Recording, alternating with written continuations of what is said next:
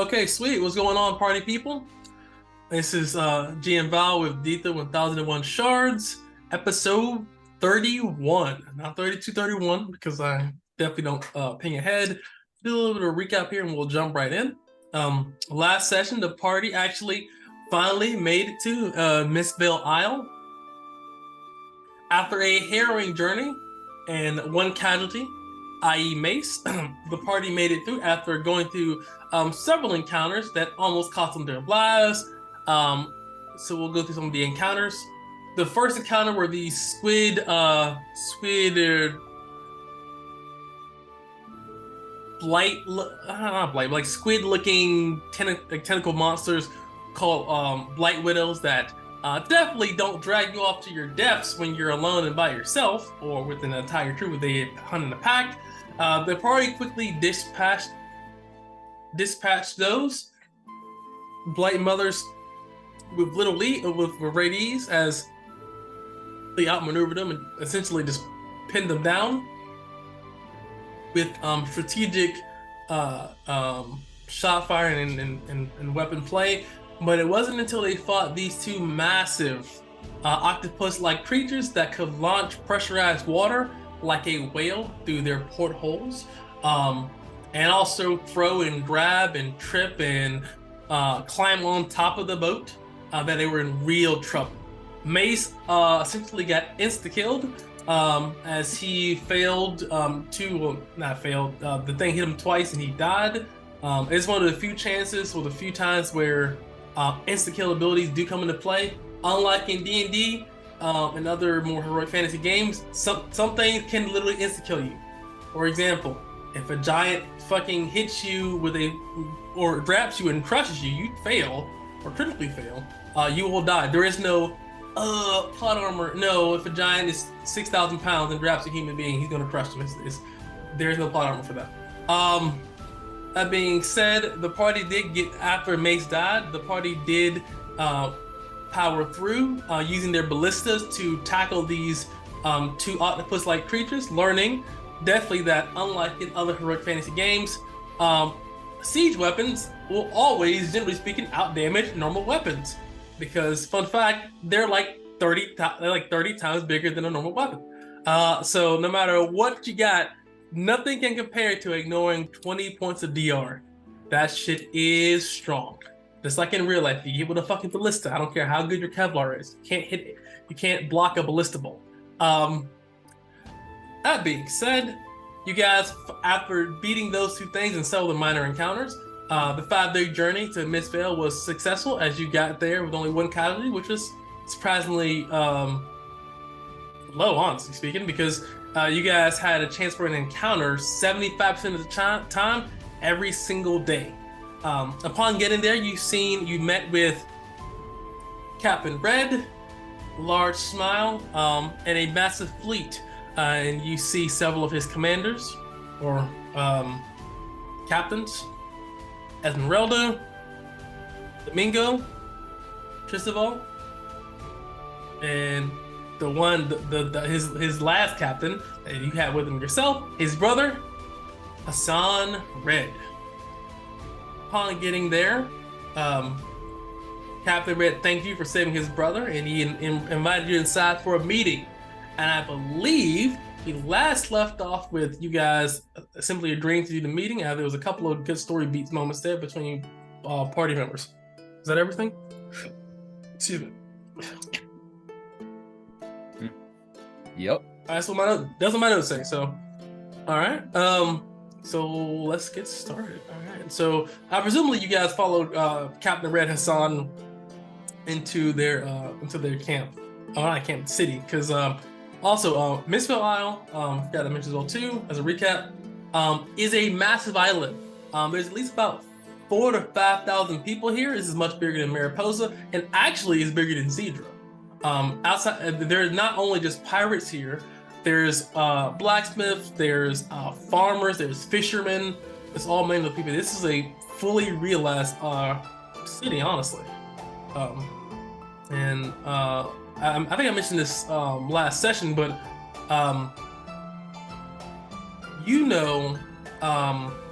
Koa, that Captain Red is an admiral officially. Yep. He is and not. The only way to do that is to have killed an admiral or be given the title. Correct. But it's much more likely to basically kill an admiral than to be given it. Yep. So I just gotta say though, the image of Captain Red seriously looks like Kurt Russell with long hair and a big ass mustache. I mean, dude, it's like he's definitely European Spanish. He's not, South American. he's definitely European Spanish. But that being said, he does invite you in, and I presume you guys follow him as you guys go to follow him. I mean, well, I'll confirm. You guys all following Captain Red in the song? Yes. Yeah, man, I don't want to be rude. Wouldn't be a good idea. 0 out of 10. I will follow, but Koa does sort of bring up the rear, kind of inspecting as we're watching, or as we're walking. He's trying to just keep an eye out behind him to make sure there's nothing funny going on behind him as they go. Don, are you joining as well?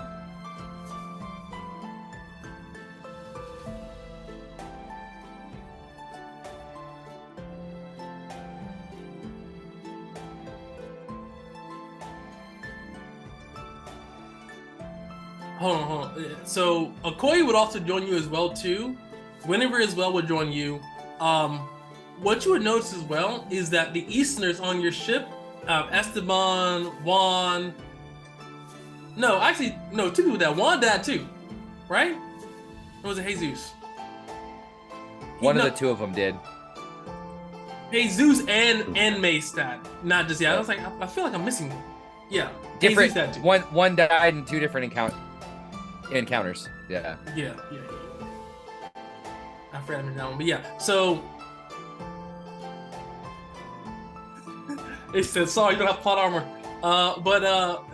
That being said, the Easterners on your ship do not actually want to leave the ship. Specifically, you guys leave, and Guinevere joins you, and Harry Harry, I presume you join as well too. Lucette would kind of stop you before leaving, and she would turn to you and say, "Be careful. Don't let their smiles fool you. Easterners are known to smile and stab, and in the same notion. Be very, very careful." As she looks at you, Harry.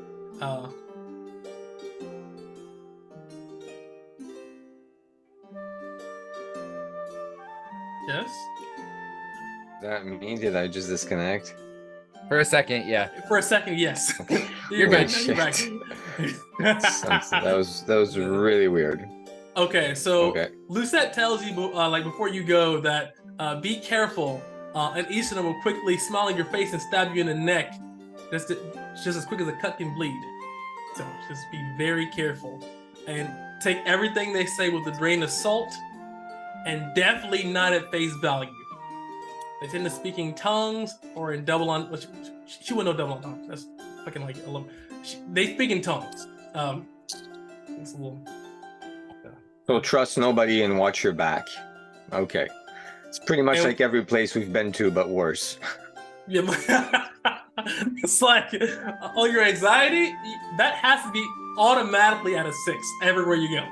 It's got to be at least a 6. Yeah. But she does say that, and she says, "Be careful." So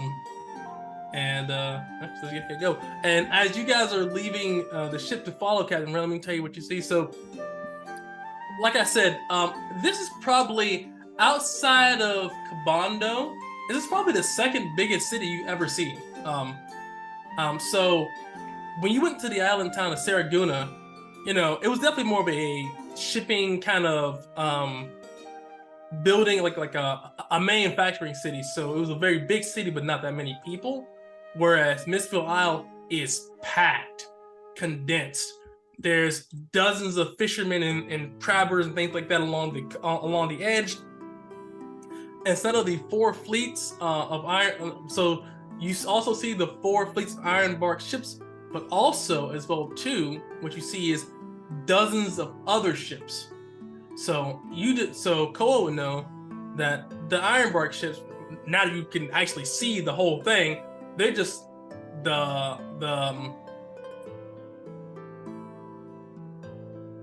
they have all manners of ships, all manners of boats. Do we look I would say puny? the most common one I would say is probably galleon, because that's probably the most cost effective. But Galleon's the most expensive boat out there for what they're doing though. Okay. Yeah, so they're mainly pirates. So it's like if I get this caravel, it's probably not gonna be able to hang with the galleon in one-to-one combat, especially against Ironbark boats. But the 4 Ironbark boats are galleons. They're massive. But there's caravels, there's sloops, there's dinghies. I mean, you see, like, it's just I would say maybe like 40 boats total.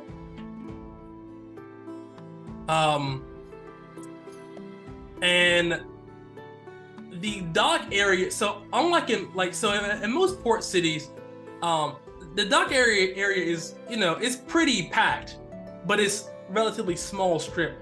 Whereas in Mistville Isle, you kind of can see the entire edge of the isle is a dock. So so instead of like one side being a port, you can port on any side of the island. This thing is massive. You just roll right up to it, dock up, and away you go. Absolutely. And with that, the city part is not actually so the city part of the isle is not actually that big, but the dock itself is massive. This city is built to make ships, repair ships, feed people on ships, get the people that are on the ships healed and ready to go out there and pirate more. You can tell it's a vicious cycle. They're highly efficient at it. From how they built the city, and this is Koa thing, because you were a carpenter and a blacksmith, and I think a scholar too. I think. No, I have a scholar's ability. Right. I don't have the actual profession. Right. As a carpenter, you're exposed to building plans, because all carpenters have building plans. You can clearly tell that they definitely had skilled workers build this. This is like, because the Mariposa, they just had fucking ships up, crash ships up to the fucking beach. All right, that's the building. It's a building. This was definitely much more. They had an actual planner here on this. Yeah. Yeah, around 4,000 to 5,000. Legit. And it is, I would say, 85% Easterners. I would say 10% Southerners and 5% other. Even though the Northerners are pretty close in that part to the east, they don't like the fucking sail, and the Westerners that do, that's the other 5% Northerner, Westerner, but it's mainly a metric shit ton of Easterners, a little bit of Southerners in there. As you guys are going through here, and as you go through, as we are walking through the city, you like Koa being in the back almost tries to keep everybody within like a pace of each other. Harry, I think, having heard Lucette say what she said, you get the feeling that Koa is watching everybody's back in this as we're moving through. Which she's very happy about, because Harry does not know shit about this place, and it's pretty scary to him. Yeah, and Lucette actually does not volunteer to go with you, actually. She does not want to go with you. She says, all I would do would make myself a liability and have you try to protect me. And you need to protect yourself. I'm safe on the boat. Protect yourself and get home safely. I'll be fine. And she's like,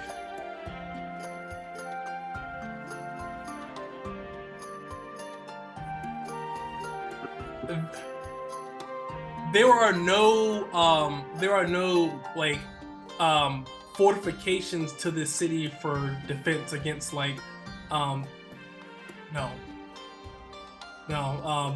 You definitely think that looking at it, if they get through their boat defenses, they already lost the island, basically. Yeah, it's literally just basically like a dock, like dry and wet docks all across the fucking docks, and then just houses. But yeah, you'll be led with Captain Red and his other captains. And what you know is, I mean, Captain Red is not wearing any armor. He has his blade on him, but he doesn't wear any armor. And people part like the Red Sea when they see him and his captains. As they part, you see people are speaking in the Eastern tongue. Cole, you definitely can pick up on a couple things. First thing, I would say the population of pirates is about 50%. So 50% of the population are literally pirates. And they're sizing you guys up like chicken cutlet. A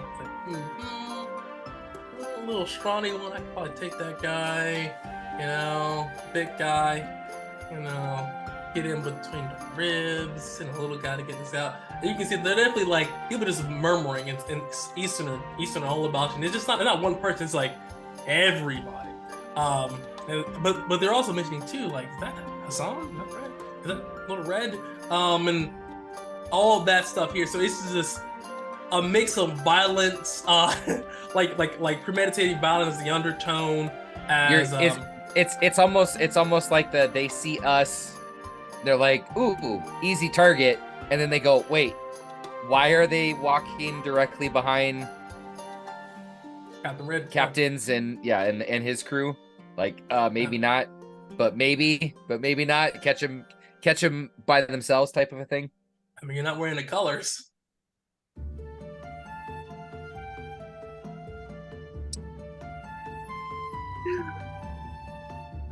Give me a charisma check. You're an outlaw, so give me a charisma check at advantage. You're an outlaw.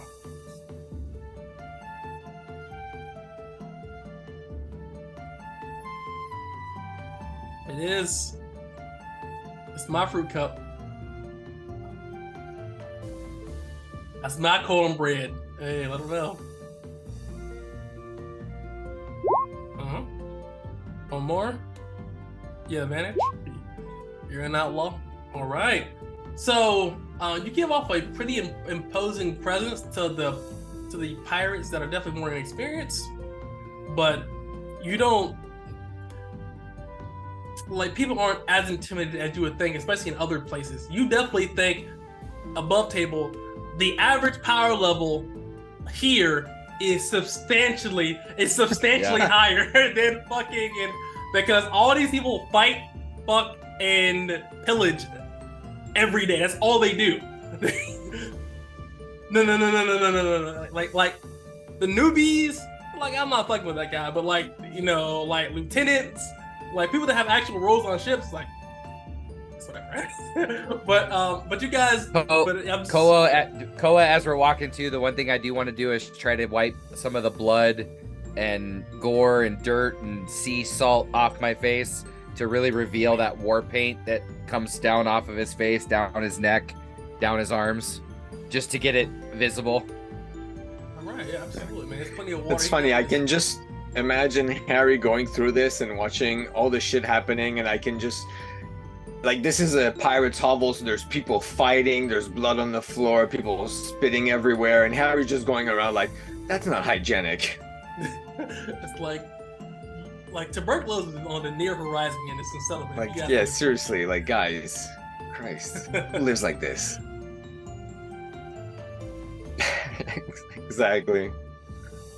I will say this though, to that point about the drunk thing. There's a lot of fighting, but Okoye would mention because I think your soldiers you'd mention these people are very well disciplined. That's the thing. As a soldier and outlaw, you can kind of see the duality of it. there's a lot of fighting of course between each other, but you see that the people that you can kind of tell that have leadership positions, they're keeping that shit in check. There's no one like that looks like a pirate. All the pirate people look like they're ready for war. So you guys definitely go follow Captain Red and his crew as you get to the largest building on the Isle, and he lets you inside. And after a few minutes, he leads you to a massive kind of like domed hall, and it's a massive table.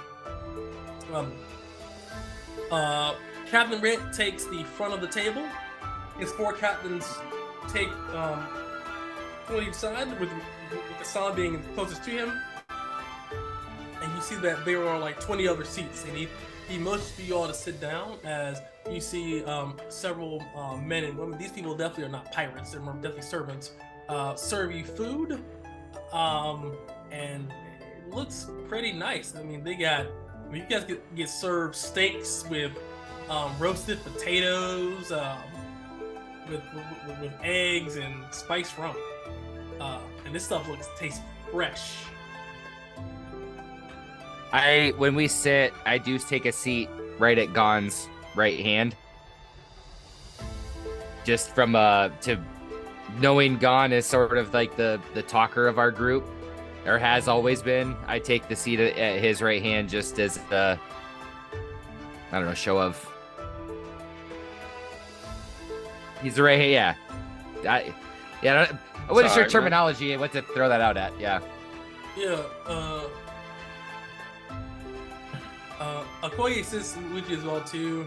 Guinevere sits beside Harry. She's worried about Harry potentially getting stabbed, so Guinevere does stay close to Harry. I'm okay with that. She says like, I want to be the sandwich. I want bread around me all the time. I'm the meat. I'm good with it. I hate this fucking place. I don't really want to be here. I'm imagining right now the way we sit is Okoye to Gon's like, if Gon's at the head of the table, quote unquote, the other head of the end of the table, it's like Okoye to his left, Gon to his right, with then Harry next to between Koa and no, yeah, right, with Harry between Koa and Guinevere. Yeah, I mean, it makes sense. I mean, that makes sense to me. Do any of y'all eat the food as he presents it to you? You guys like, no. Yeah. Oh yeah, I'm definitely checking if there's poison. All right, give me an intelligence check out advantage. Fuck this place. Yeah, 100%. Yeah, the both herbalists makes sense to me. You guys have different plates. Yeah, 31. All right, so Gon, you definitely think, or you don't find or detect any poisons to your knowledge. Harry as well too. You don't detect any poisons to your knowledge as well either. All right, I'll have some then. I trust myself. Right on. As you see, Red begin to look at you all. Captain Red, you see 2 Reds. Captain Red looks at you all and he says, Well, I am very appreciative of you saving my little brother. He literally grabs his brother's cheek like he's like 7 and pinches it. He almost got caught there. Yeah. his brother looks maybe 5 years younger than him, like max. Yeah. Oh yeah, but we can't tell if he's a shard holder. He might be much older than that, right? As you look at him, he's definitely not. He's not a shard holder. So you can always tell when someone has a shard holder. He's not. He doesn't have that little bit of a changing effect, that shimmer shift. Yeah. Okay, I thought he not was. Not the physical appearance where you like you look timeless.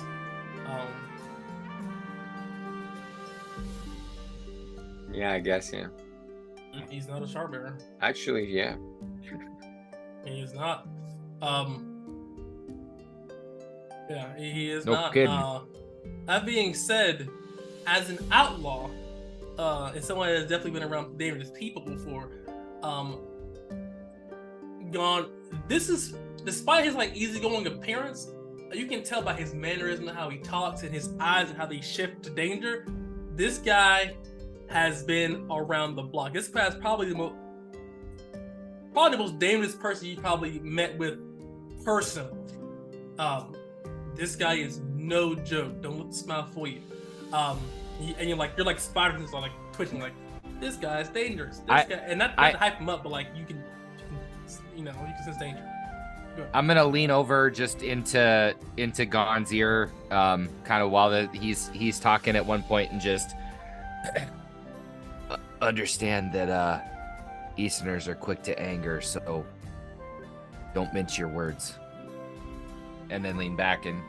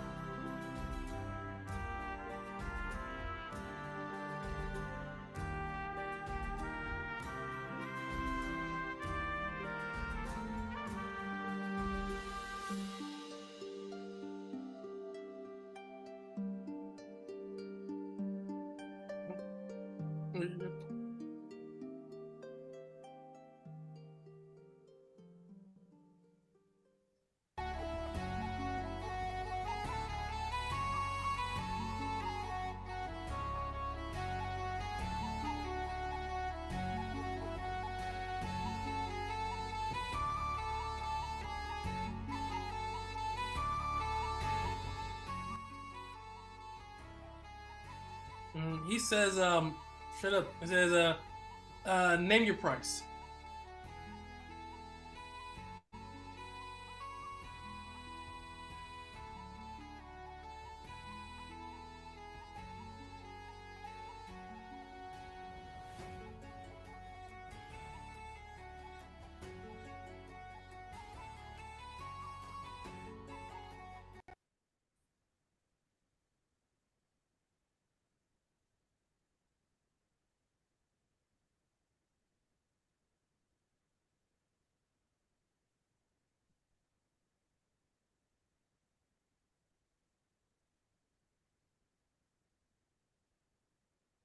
He looks at you and he smiles and he says,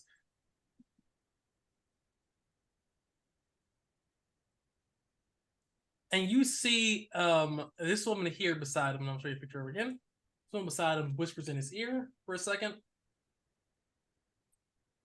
And then she turns and looks at you all, and then Captain Red smiles and he says,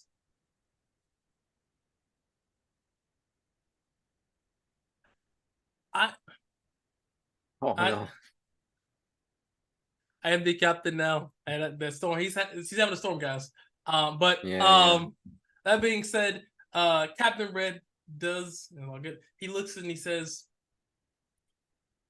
that can be arranged. I'm just not quite sure what exactly I'm responsible for from the Ghost Syndicate. I've stolen from a lot of people, or people from me have stolen from a lot of people. I represent them all, so I stole from presumably the Gold Syndicate. What exactly do I owe them?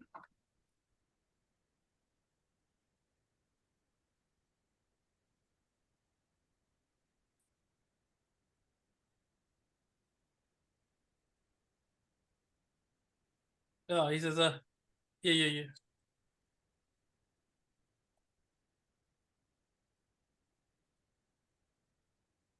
Mm-hmm. Mm-hmm.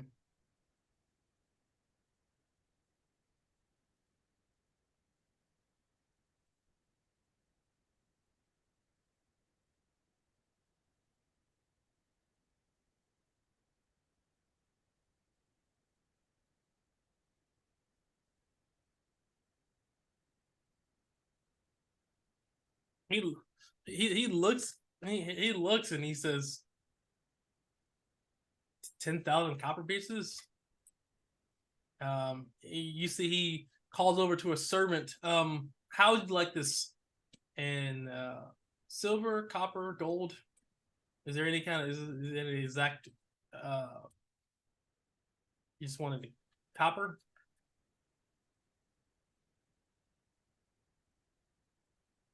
No. He's asking like, how do you want it to be paid to you? Do you want that in copper pieces, and silver pieces, and gold pieces, platinum pieces? How do you want that paid to you? Yeah. You know, it was it's 10,000 No, copper pieces. He's asking you, how do you want that in copper?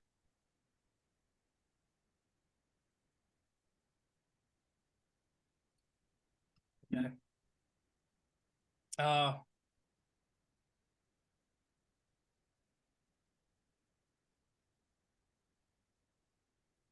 he looks and he says, I can say I can definitely get you the copper pieces. I'll see if I can find any. I'll just give you a crate. He looks at you all like this.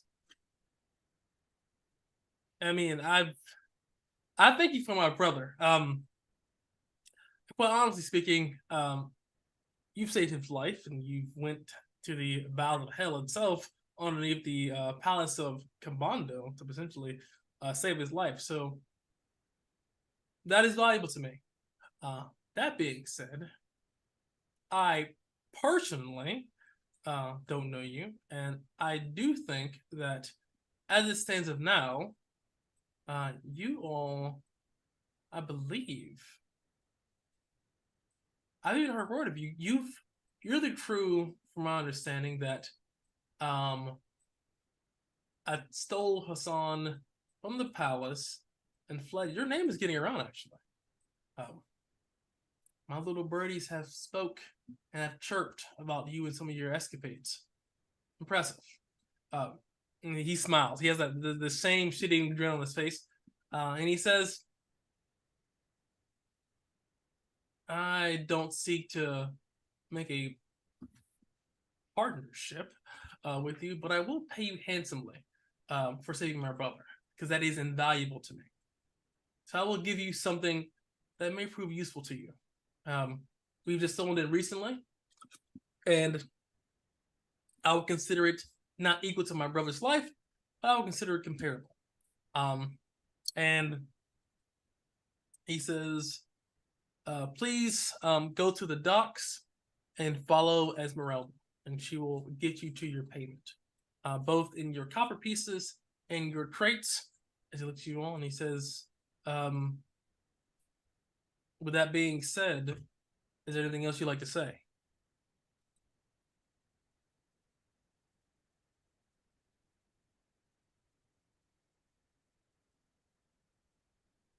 Yes. And he says, I am indeed an admiral now, so I want you to tell those gold syndicate members that they be wary.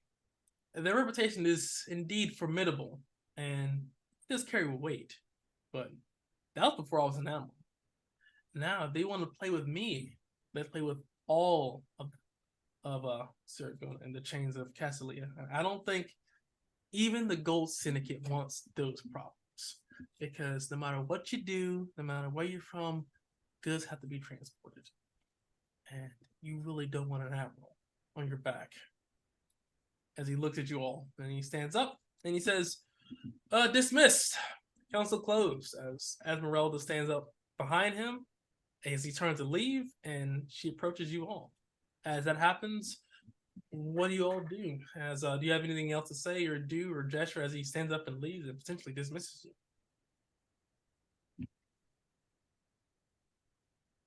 just no.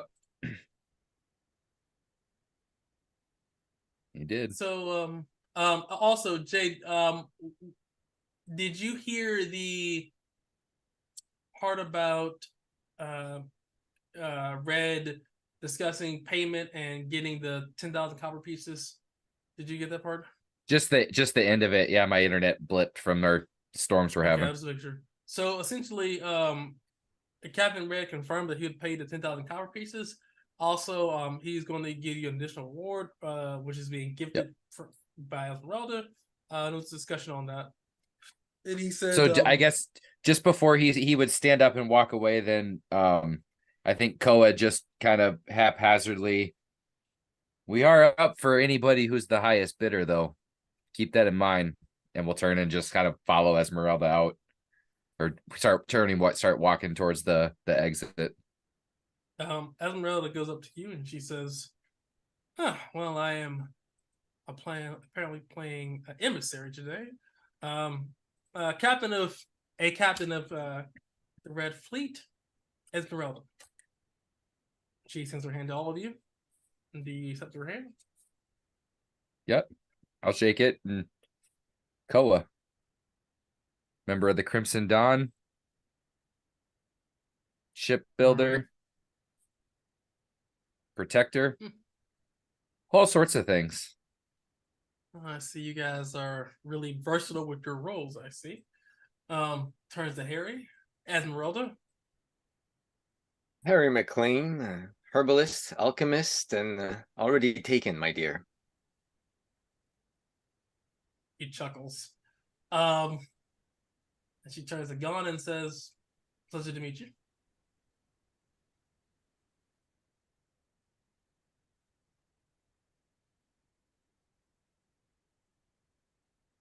Mm-hmm.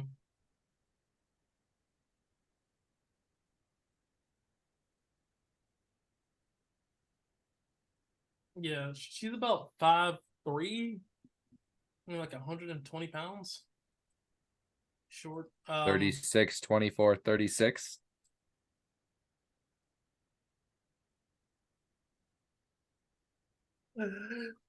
Ace.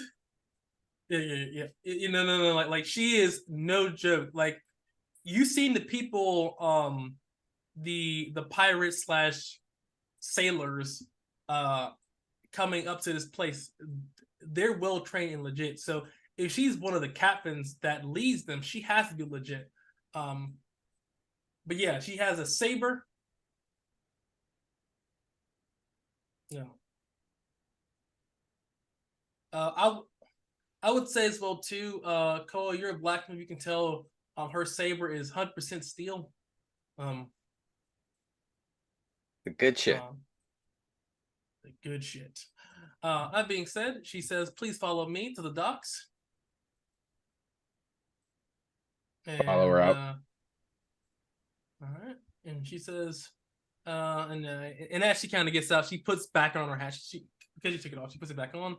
It is the most floppiest of floppy track-worn hats. It will put the Three Musketeers to shame. As this thing has like 30 feathers on it. And they're long. Like one feather is like 1.5 feet long. Like you don't think people should be able to fight that well now.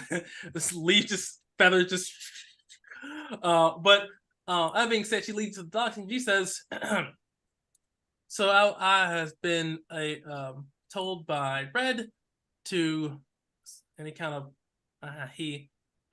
she kind of points and he says, do you see that caravel over there? She points to a caravel. Mm-hmm. That's your caravel.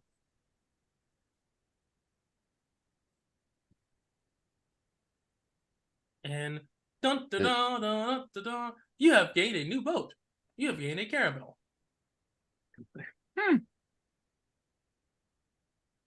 That's unexpected. Yeah. On that boat, you'll find 10,000 copper pieces and a crate. We're not sure about the gold syndicate's insignias. You can do that as you will, but the money is there in a crate, and you have been paid. Captain Red does always pay his debts. And I'm gonna whisper to Gon, man, they just dropped a boat and the 10K. I feel like we should have asked for more. They would have just dropped it.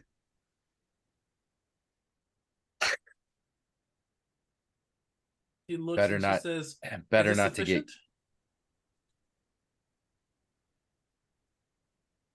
get. And she stares at you intensely.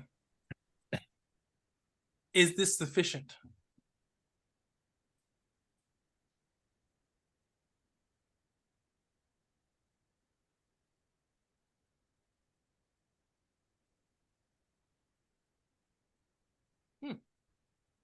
Well, You're definitely not getting our crew. How about this? We'll hold this ship on retainer for you until you can come back with an actual crew. Um, we'll have it docked. We'll make sure it doesn't is upkept, but come back with the crew. And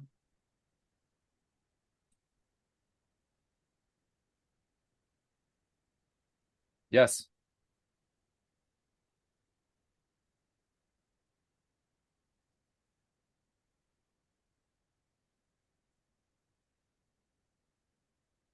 Absolutely. he nods, and Yeah. go over to the new Caravel. One. So as All the far facilities. So what it does have is it does have the 4 ballista on it. It also does have the bed situation expanded. This thing is definitely made for warfare. This thing is meant to hold as many people as possible. There isn't a cooking station on it because powers aren't cooking shit. You can't take it. What the fuck are we cooking things? So there's no cooking station on it, but there is a bedding situation. Where there will be a cooking situation, there are just every available outside of the storage, every available section of this boat is meant to hold people. So this boat here can hold 50 people. Okay. And it has the standard storage of a galleon of a caravel that I told Koa for the other caravel. So, but this thing, all the rooms are already made with beds and hammocks. This thing is meant to people supposed to get on top, take things out, swarm. That's what it's been for. So whereas your boat has like cooking stations and guarding stations, this has none of that, but it does fix the bedding situation. But you don't have any fresh food and you can't get your cooking bonuses and things like that. Yeah. But it is fully repaired. There's no damage to the boat at all. And it's a size bigger than ours, right? Or is No. the same? Same size, same ship. Same size. Okay. Man, if we had someone else that could sail it, though, we'd have 2 fucking boats. That'd be cool. Mhm. That seems Yeah. really dangerous. It's not like it just I don't stops on a dime, right? In the little bit of seafaring that I know, you strap one boat to another and we get into any sort of issue like with the crap we hit coming here the first time, it We're just takes gonna continue the empty going. boat down, it's taken the full boat down with it.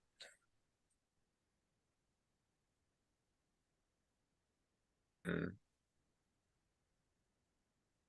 That This being is an said, island full of it people. is only 5 days away though, to be fair.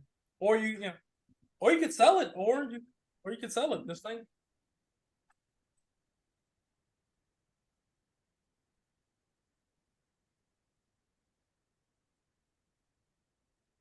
So she would tell you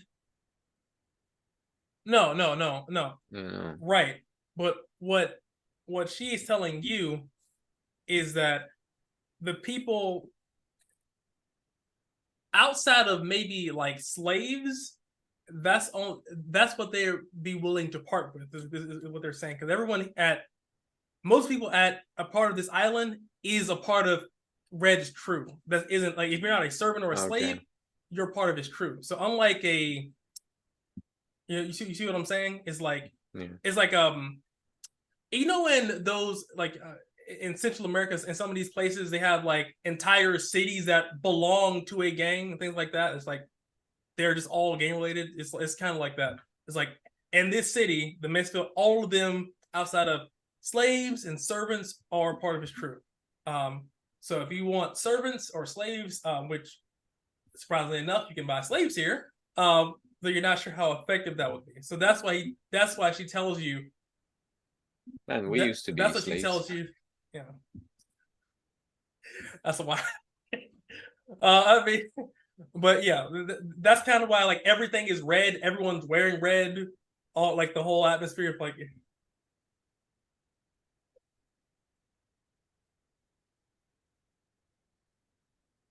I mean, you can.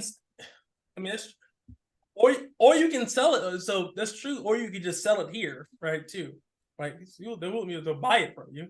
They gift it to you. So if you don't want to do the work to do it, you can just liquidate it. Basically, that's also an option. They're pirates. They would love to have a little boat, but it's just a reward, since they think you're pirates. You see what I'm saying? So it's like,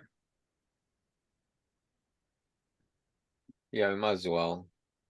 I know it's a goal to have a syndicate of our own and multiple ships, a fleet following us, but we're not prepared for that in this We're specific just moment. not ready. well, she says, understood. I understand, and we'll give you market value, which is the 25,000 copper pieces. So she will, instead of the 10,000, if a person comes out and gives you 25,000 copper pieces, and there you go. So you guys gain 25,000 copper pieces. All right. So that's how many are we splitting that with? With the dads, we're still 13. Yes. Wow. Yes. Yeah. Yes. You guys There you go. Aren't that small anymore? With That's still very basically the remainder of one, we all get Mhm. 2692. No, that's not right. That's what we get in That just- experience. Nope, that's what we get in Yeah, because experience. the 10K gold we have to put aside. The 10K Yep. So copper. it's 25,000 divided by the 13 for, but we get that in experience. So the 2692. And that's So I another believe that is level. sufficient, and Yeah. to return and leave.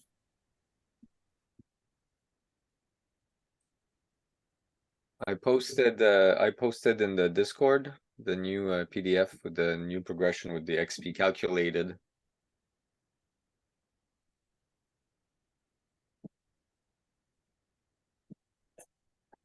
Yeah, 76 is level. Ooh, Coming that's from in 30. Pathfinder 2E, I don't know how you guys do that. The whole like 1,000, like, oh my god, dude.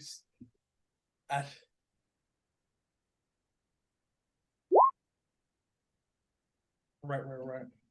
right. No, this is one of those things where like I'm so used to doing Sometimes like you level up it's, like more than once too, so it would it's be super true. confusing. No. Yeah. I think for me it's one of those things where I'm so used to like doing the 1,000. It's like, oh yeah, just put like 15,000 experience points and it's whatever. So that's all. But that's just a little quirk there. But Esmeralda does leave, as you guys were given that, and I assume you guys take the 35,000 total copper pieces to your boat. Yep. Lock that bitch in a safe. And you see Esmeralda does talk to a couple of people, and a lot of the hungry eyes that you guys have been getting from other people does kind of waver. Some people still look at you kind of hungrily, like, oh, you're fresh meat. But most people go back to like just doing what they were doing. But this is to Gon and Cole and Harry. This is the first time you've really seen like an admiral's like island, like a full on like this is his city, basically. It's basically a massive gang town, basically. He Like owns in everybody Mariposa, here. yeah, like in Mariposa, you kind of seen it, but Salazar is not nowhere near as organized or as efficient or as smart as Red, just from fucking results. But get your coin pieces. Like I said, you don't think these people have any problem with you just docking here and repairing your ship and things like that. For I wouldn't say indefinite, but I mean, no one's gonna push you off the leave as you fought tooth and nail to get one of their captains. Well, our boat actually didn't sustain any damage, so our boat is fully repaired. We are fully repaired. But if we want to try to get any sort of upgrade, if we want to spend any sort of time here and try to get any upgrades, this could be a good place to do it. Especially if we want to talk bunks. Above table, you guys are professionals at stopping somewhere, getting outraged, and never returning. I like at this point, it's like a pattern. It's like, hey guys, we're gonna stop here. It's big. Yeah, Yeah. no, it Shit is. just keeps happening too, you know? So,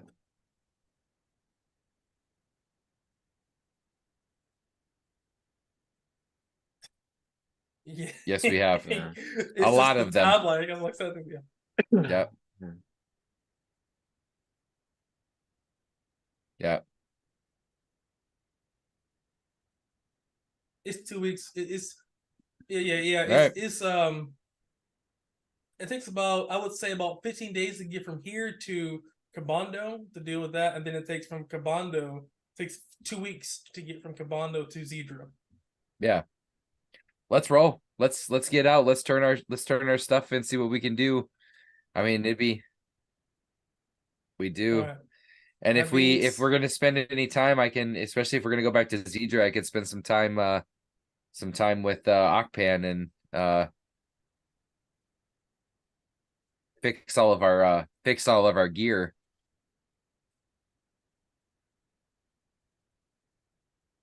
Yeah. While we're on yeah. the boat too, we can like teach each other a bit. Is that the Oh blacksmith yeah. we got? Is she a master scholar? Can she teach us stuff? She is. She's a I'm not too master sure. blacksmith, master scholar, and she's a um minor in Novice carpenter. Yeah. yeah. Okay, cool. Because I want that. There's two skills I want to learn from her, so we have plenty of time.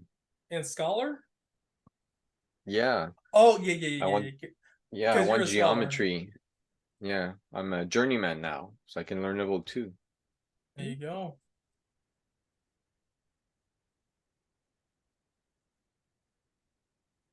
So are we officially sleeping to do the level up? You guys getting or buying anything at all here? Anything like that where you leave? I would like to take a look at see if there's an armory or something. Yeah, let's There upgrade our there armor a bit. We got some money. there are blacksmiths here, yes. 100%. There's all of the main amenities of a city, they have those here. Just for like the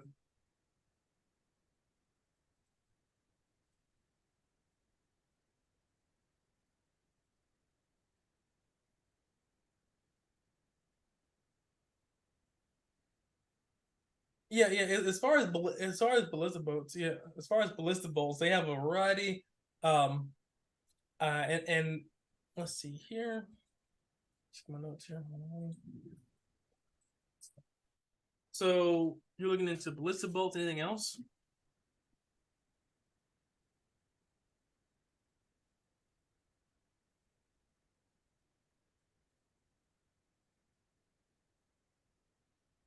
Yeah, man. Well, if we can buy one of you a plate, I'll take your half plate. Like, let's keep upgrading and pass down, you know?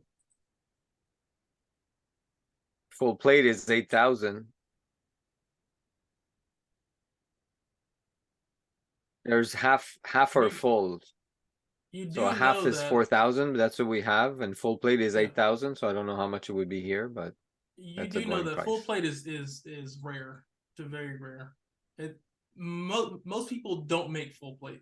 You usually have to get that ordered. No, but You get to they get that steal ordered, from all like bunch of merchants. I imagine they right. sell some of that shit here, you know? That's true. Who It's knows? definitely it's one of those things where it's like If we can find it as you though, get that'd be great, you know? Put our leader in a full plate armor, man. We'll look like a fucking serious group now. right. Sure, sure.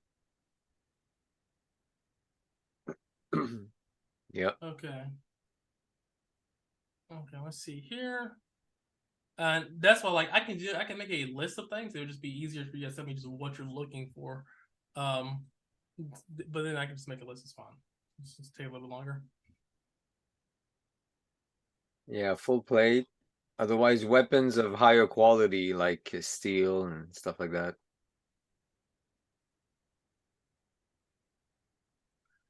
Yeah, if they have any of those too, yeah. Steel helmets and shields, if they have that, that'd be great. See here. Um,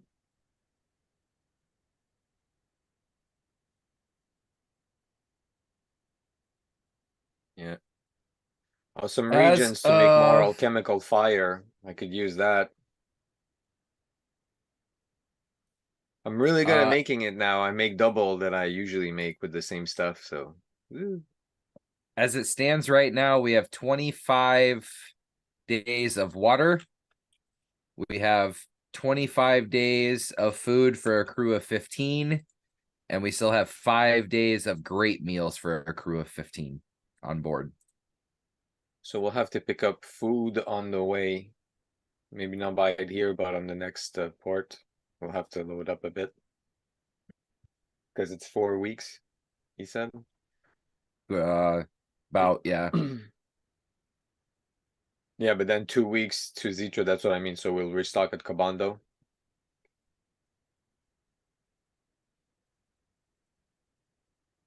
And I would say we're probably down to like a half barrel of limits for to get rid of scurvy. So a couple things here, a couple of fun things with the bolts. They they have several they have several bolts here. The main thing they have is the grappling bolts that basically hook into a hole and allows you to basically make a connection to pull in a boat. Essentially, have several of those. That's That would be useful.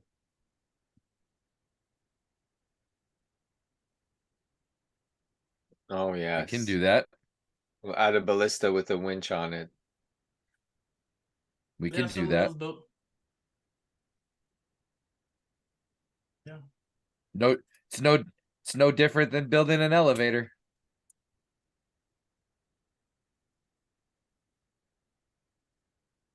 Yeah. Yep. Yep. Medieval tractor beam. But yeah, the main thing is they have several of those. They have several bolts that allow you to fill the head of the bolt with alchemical uh, like um basically glass head bolts. So like you shoot the bolt and it hits and explodes whatever is inside of the bolt. So things like break fire. So several of those bolts. So instead of like trying to strew it on there, making it very inaccurate, you just have a really there. They have several of those bolts. But those are the two main bolts outside of that they would have. So um, the most and yeah, so the bolts that have the basically the rope head bolts. To your point, John. To your point, Gone. They definitely are not as effective as they will be effective with the actual winch. You can shoot them. You can have somebody grab and try to pull. That definitely happened back in those times. It's just nowhere near as effective, especially for a smaller crew like yourself. But for a sloop, you can definitely pull that motherfucker. But I'll give you some prices on that. So on the let's call them alchemical arrowheads. Correct. Yeah. It's definitely more of you can lay across a rope bridge. If you have a winch, load it out.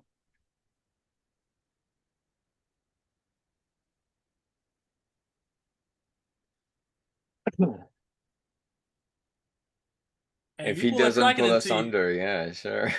Yeah, it's fucking it's one of those things where you can definitely do it. It depends on what you're looking for. So let me put some chat. Boom.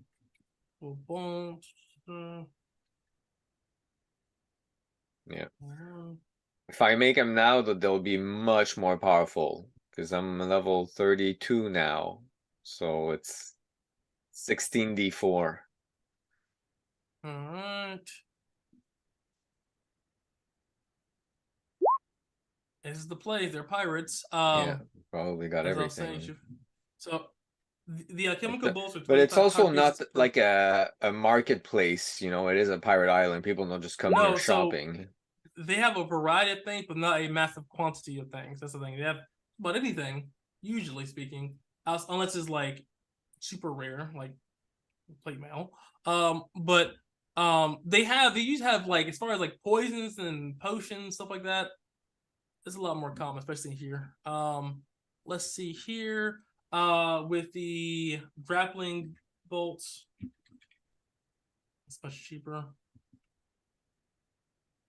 because the alchemical bolt has to be able to actually fire while loaded properly.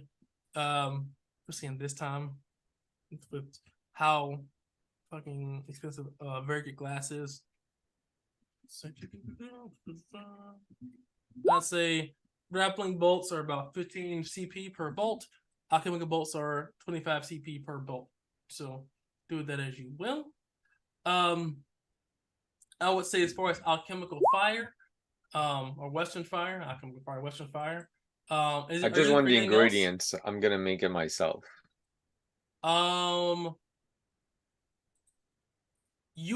You know that you probably get substantially less ingredients here, or they probably don't have that many compared to like actually having Western fire. You think they make it here and there? Yeah, 100%. I was just, Yeah. I mean, no, you can't. I'm just letting you know that. Let's get both, sure. Okay.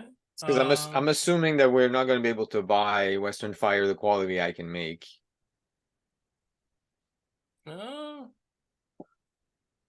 Let's see here.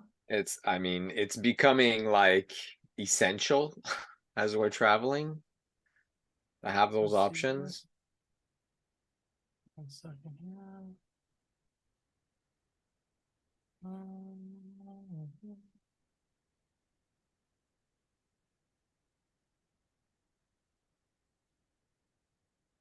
There'd be acid, but I don't know how to make it. So it's just force. You gotta be able to punch through it's just very hard wood, right? So it's comparable to iron, right? But why it's so good is because it's this body strong iron and it can float. It can float exceptionally well. That's the main thing about it. It isn't just to invent cannons. Yeah. Hold on. So yeah. Iron bark, like every other area that has their own advantages, like the northern wargs, the south with their flying creatures. Yeah, the eastern ships are the creme de la creme. It's not that they're unfucking punchable. It's just that they're very hard to punch through on average. Let me get you your alchemical reagents here. 1 second. And we got 3 really smart people, Koa, that other blacksmith lady, and I. If we get our heads together, can we invent a cannon? So this is where, like, okay, guys. We got all the skills for it.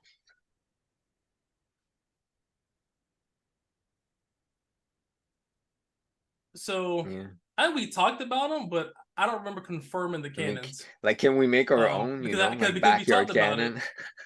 And I was like, as far as yeah, but since you can't find them. Yeah, because like we'd have to make our own at this point. I know we talked about it. I just in my mind, I definitely thought, like, guys, no, because then I would just have everybody have cannons.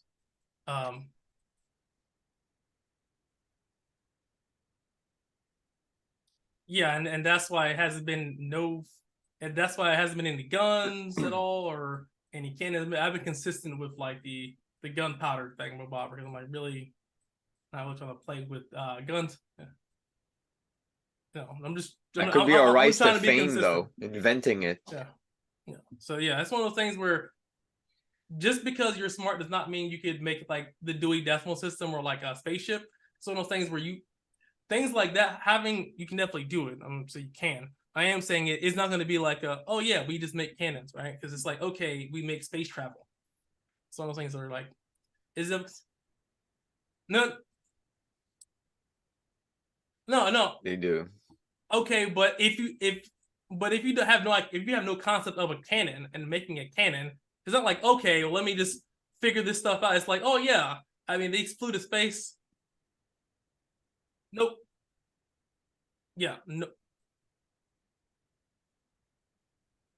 It's explosive, but no one has created or made cannons. That is confirmed. not a kind of cannon, not a pseudo cannon. So no one's figured out how to take the explosive agent packet behind something cylindrical and have it push an object out the end But of that it's hole. not like a ballistic explosion like a grenade. It's more of an explosion like like a bottle of alcohol with a rag in it, but a bit bigger, I guess. Yeah, so one of the things is that, and why that hasn't really been a thing, because just how powerful Western Fire alchemical bolts is, right? That's kind of one of the counter effects is like cannons were made out of necessity to kind of for like to punch through harder materials, but fucking Western Fire or alchemical arrowheads are exceptionally powerful. So there's no need to make something even more powerful when this does the job of a cannon for the most part. If you guys have seen the results. So that's something that firearms like you can do it, but as far as it already existing, I would say no. And if I said it existed, I apologize. That wasn't my intention. All right, here we go. So let me tell you what.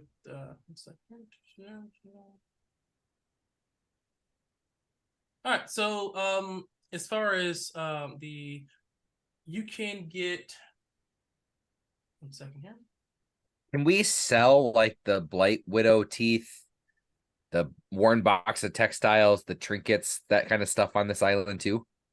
Yeah. Okay. Yeah, I got the math going. Hold on. So for 101. See here, you can get, as far as reagents, you can get 12 mandrake, 12 cementocadium, and 12 hydrochromite, and 12 dragon dust for Western Fire. So you can get 12 of each reagent for Western Fire. And go there. And as far as prices, let me tell you how much they all cost.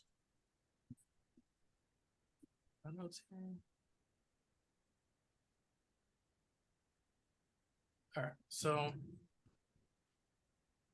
Mandrake. Okay.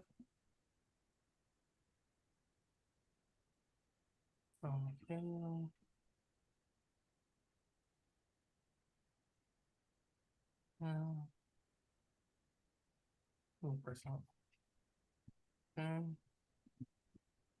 Hydrochromite.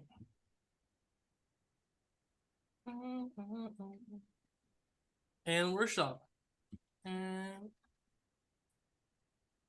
let's need a big one. And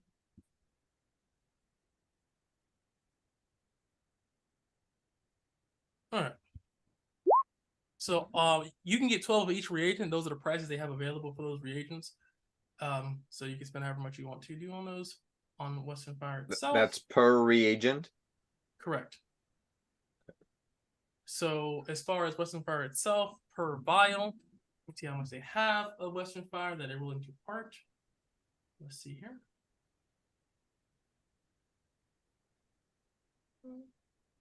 All right. I have 29 vials of Western Fire. They're willing to part with them with Ayana. And reagents are actually cheap here. Yeah, they are. Yeah, because most people don't want to actually make this stuff. They just kind of this is stuff they've stolen, but it's like I don't want. Yeah.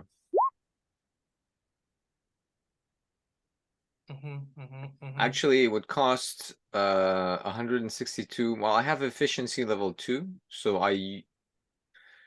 my cost is reduced and my yield is up. I don't know how that calculates. Yeah, so whenever you, because I believe I've been have you been keeping track of the plants on the ship? Because I believe I've been giving you guys. Yes, I have. Okay, well then yeah, so yeah. So whenever we're produce... still 12 days out to one cycle to be able to make the poison. Yeah, so which you'll have to determine the yield of.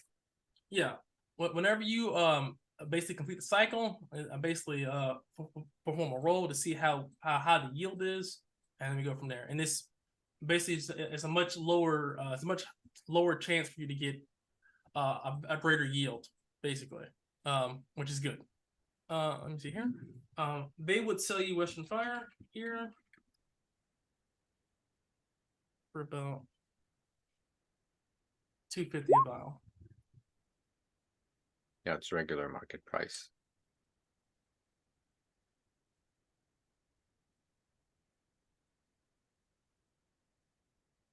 Yeah. No, they Let's take the Regents. That's definitely cheaper and running better. out of them. It's All right. I'll make more than 10 with the 10 Regents of each, so.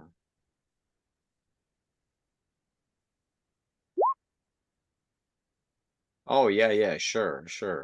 Let's buy some for sure. We had like, what, a box of 10, 11? We went through it like in one fight. Oh yeah, let's pack some.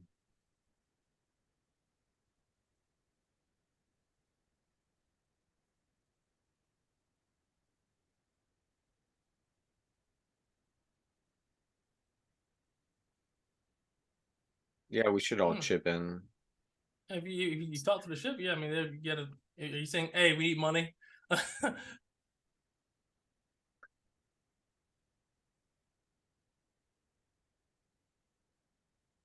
Okay. Let's see. Hold on. All right. Okoye agrees. Guinevere agrees. Juan agrees because he's been here that long at this point. Usaid agrees. Sophia agrees. Yeah, They just yeah. got paid, No one's, so no one easy. would disagree with that. For the party, yeah, they agree. It It's makes it's sense. that it it's it well it's that, or if anybody has an argument, then we have to start pulling funds directly from everyone's cut before the cut to put into the ship fund to ensure we don't sink at sea. Right. Yeah. So, yeah, yeah. People Yeah. would definitely chip in. Just tell me what the total is, and I'll tell you Yeah, what who is the chips in total? what. Chips in what exactly?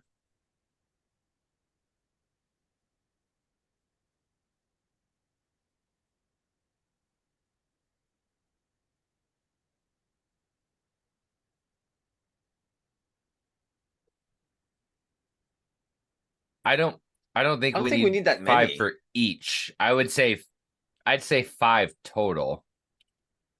Yeah, probably.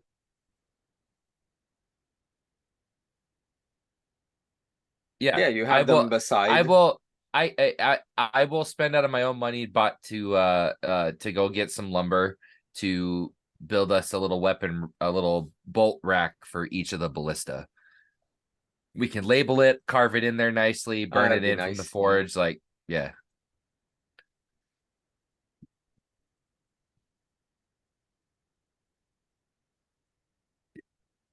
I agree. That's definitely the main, but then yeah, we gotta load them with the alchemical cartridge too.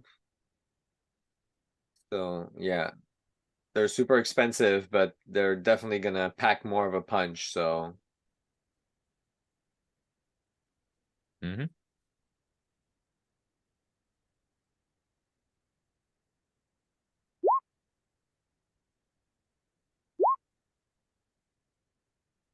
Okay, I'd say we just do five and make it 250. It's easier. yeah, The grappling bolt's 15, right? Or 75. Yeah. I thought in my head, I thought it was 25 a piece.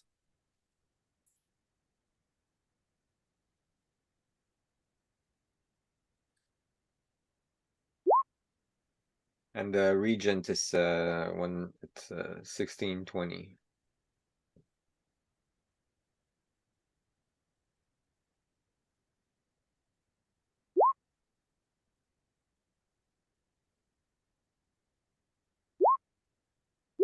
Yeah.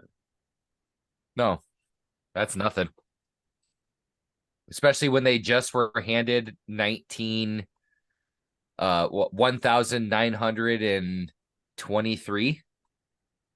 So you definitely get the money, but it's not an even split from the group. So Okoye wait out to the end, even split. So I would say here, Juan, uh, Esteban are definitely don't pull as much. They definitely do the clean 500, and Okoye just puts in the rest, because Okoye actually has money, because he's not spending on a horse so as often. So that's what they put forward. Yeah. This is listen. Yeah. I need to get armor. I'm saving up for half plate too. Um, so I need. Hold on, let me check the sheets. Who is this that's saying this? Juan? No, he's dead. Juan and Jesus? Esteban are both saying this, and Juan. They're both saying the Okay. same thing. Jose's dead. Yeah. Jose is dead. Okay. No. Jesus. Sorry, Jesus. Jesus. I was like, was it? Like now, dude. Not Jose. So, Jose. Yeah. Look at the fucking these Spanish characters and look at these guys in the chat. So Esteban says from he's about a couple thousand short, or Of half? 1,500 short, 1,500 short, and Juan says he's about 1,000 short. What the hell are you spending your money on, yo? Have you seen what Juan does at Docks? He spends his money very well. But he's also he's armored. He has the helmet, the shield. He just literally he's seen this encounter. He's like, yeah, I need half plate. Y'all guys got half plate. Y'all done almost died. I need the half plate. Yeah.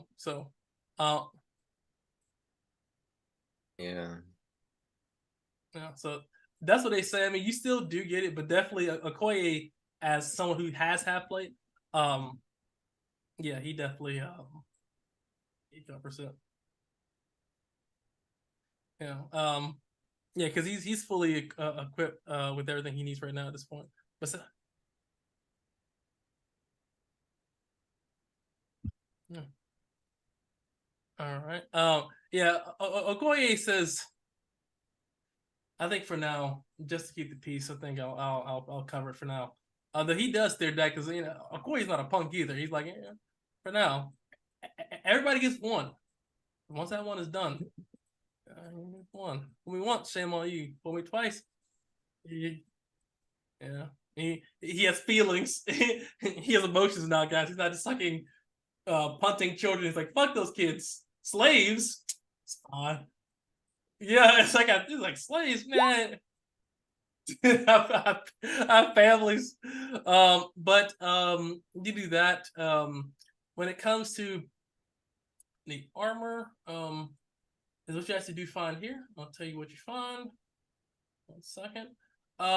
You find that half plate and plate, you don't find that here, but you do find chainmail. You find several sets at you find, hold on, this is a +3 to this. You find 6 sets of chainmail, and also just iron. Yes, and also as far as weapons, you do find. Let's see here.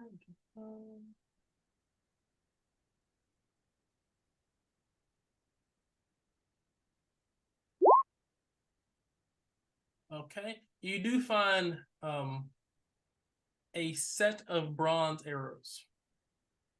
Everything else is pretty standard iron weapons, but those things you find chainmail and a set of bronze arrows. How much for the bronze arrows?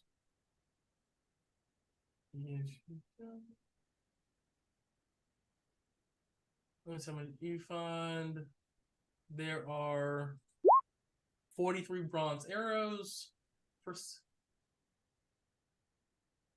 And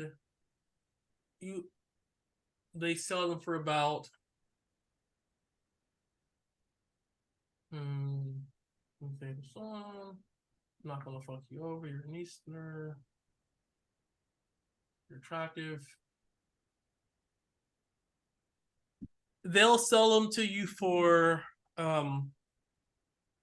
18 an arrow. Carcass an arrow. What do you need them for? You. I use you. bolts. But they're. I mean, they're heads. Aren't they universal? Heads.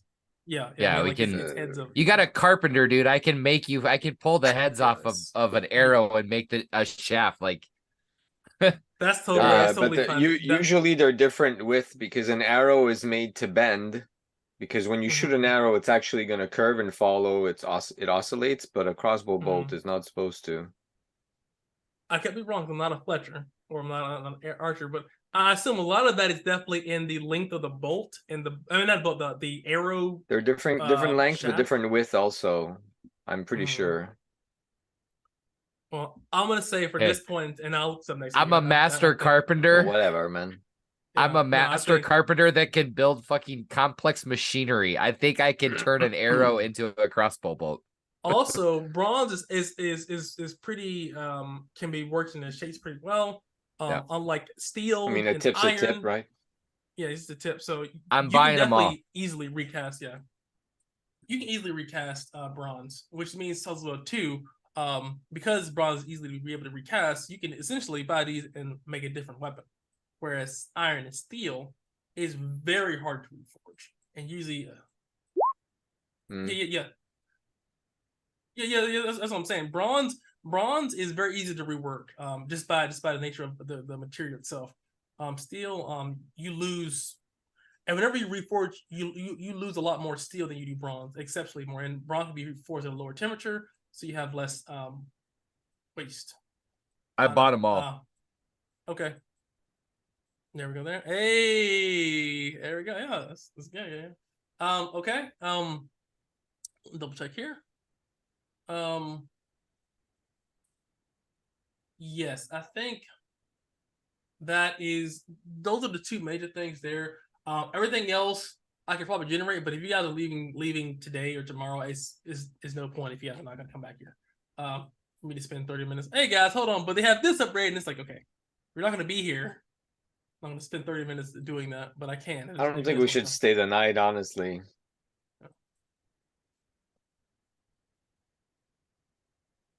A lot of money.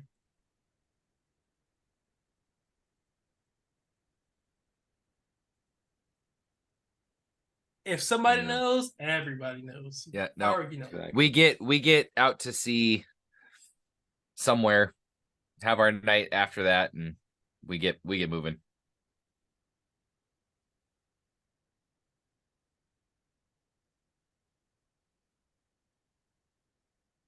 Yeah, you got.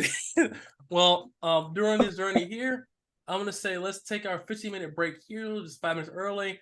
That way we can you make sure you got your map, all that stuff set it where you want to be. So when we come back, we can start on our journey. 15 days to get to Kabundo, to make the Bendy Yui, to get to Mariposa / Dithra.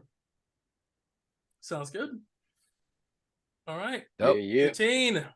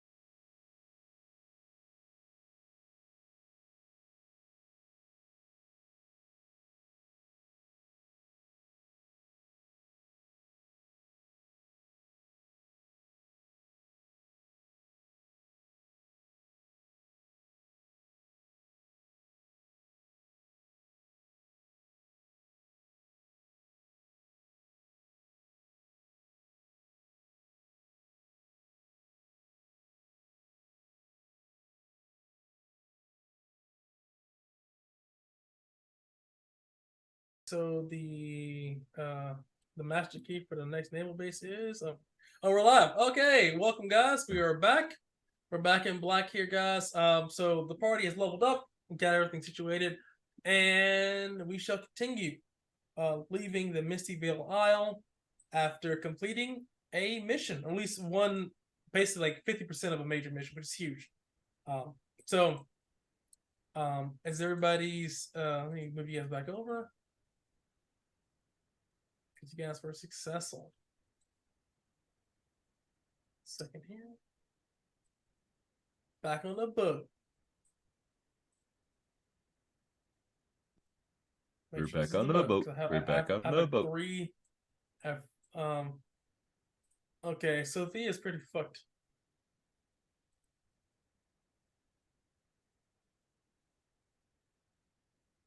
She's gonna heal up the 15. Hold on. No. There you go there. Sophia also gains. It's 18. Yeah.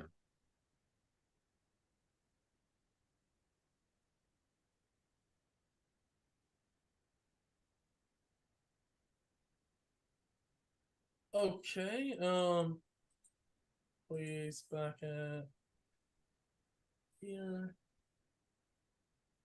Not 80. And as we start sailing out to sea on this next morning, Koa is gonna sort of shuffle up next to Sophia and mind if I take over the wheel? I feel like I've been watching you long enough that I want to see if I can drive this thing. Of course, under your supervision, for sure. Careful. So she would tell you, I have experience as a navigator, it makes a little bit better. So I'd be careful. This will increase our chances of a little bit. She's still with you, but because she isn't directly like driving, it does increase a little bit. So instead of 75, it's 80% chance for the next 5 days. But you do gain a little bit more experience with actually piloting a ship, or being a helmsman at least. So well, with the time they've been out there and some of the advanced knowledge he's gained, he just wants to kind of test it for a day. And I will roll the D. Yeah. Okay, cool. That'll work then. I mean, unless Sophia, unless you think I should wait till we get into a little bit safer waters to she says throw my hand. Time as any. If you want to do it, you may not live to tomorrow. So if you want to try it. It's like the sailor. As we start already, is she's like, all right. So give me a D100. Don't roll less than 80. 80 or less.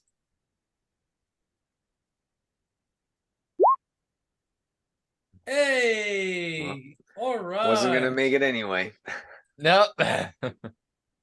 That's a hard roll. That's a hard roll no matter what we do. So yeah, it is. It's the Wild Wild West out here, ladies and gentlemen. The Wild Wild West. All right. The waters are dangerous. Roll a D20. It's flat. At least I'm rolling low. Just gonna be consistently low the whole time. Jeez. Hopefully that matters. Okay. No.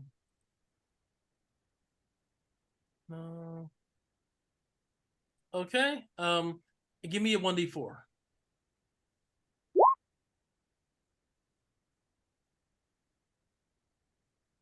Okay.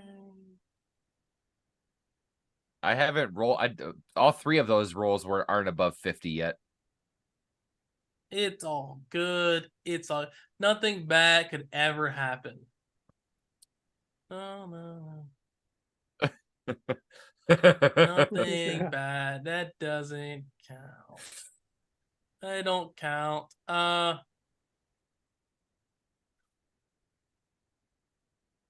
Let's see here. It's worked, sorta. All right. So, Yeah.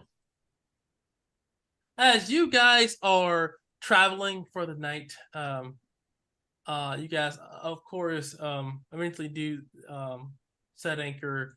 As the night beginning to come to a close, make sure you guys actually can form a rotation. And as you do so, you hear a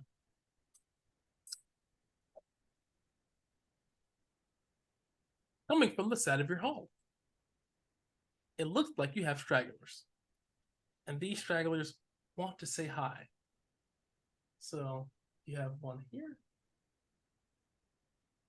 1 second.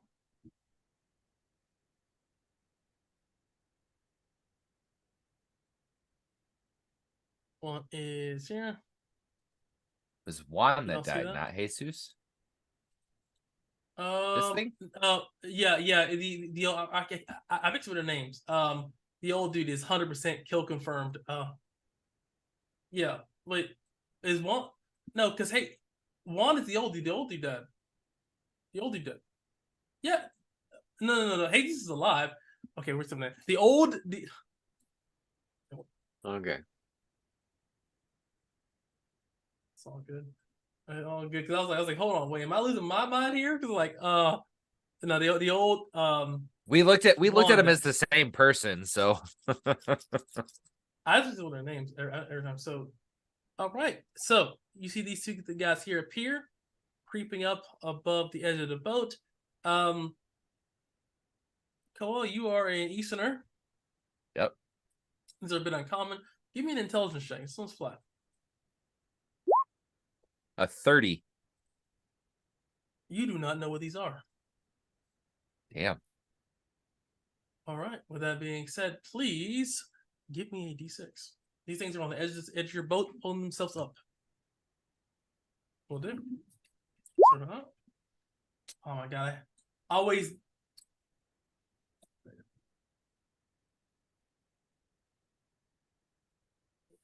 So they look like I'd say giant toad-like monsters with Yeah. Yeah. Well, but let's see if they hit each other and knock each other into the boat before kicking each other into the space, you know? Probably not. Oh, Yep. all right. All right, They well, pulled the they go first. okay. Okay, here that's where you wanted to be. So this one pulls themselves up here. Over here. What the fuck is that? This thing here is going to use a special ability. It is going to breathe a bit of smoke out of its mouth, or not smoke, like almost like an ink cloud. And as it does so, 1 second here. This area is covered in a dense ink cloud. It is hard to see through it, if not. Let's see here.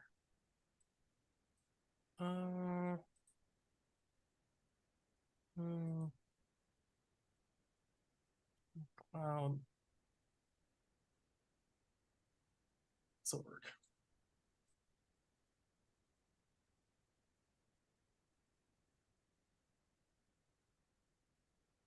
All right. Can y'all see that? Mm-hmm. All right. Hold on. A little bigger. All right. As this thing pulls itself up on top of the ship, it literally leaps up, and you see it goes, and then you see like inside of his mouth, these pockets of these glands spread out this thick inky cloud, making this thing very hard to see. That being said, this thing pulls itself up as well. And this thing over here has the glint of intelligence. This thing rushes over to Okoye. And it is your turn.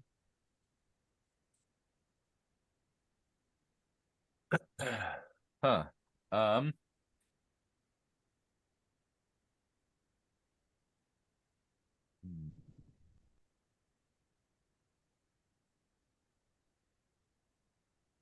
Also, Sophia does not know what these things are either. I rolled a secret. I mean, so far, you pretty much been able to recognize most things so far, but these have kind of slipped. You can't really recall anything about these things.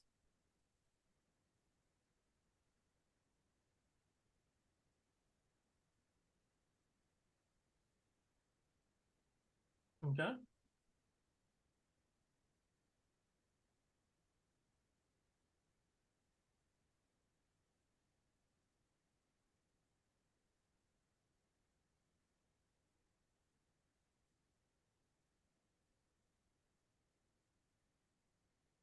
Yeah, so everything is under handouts. No.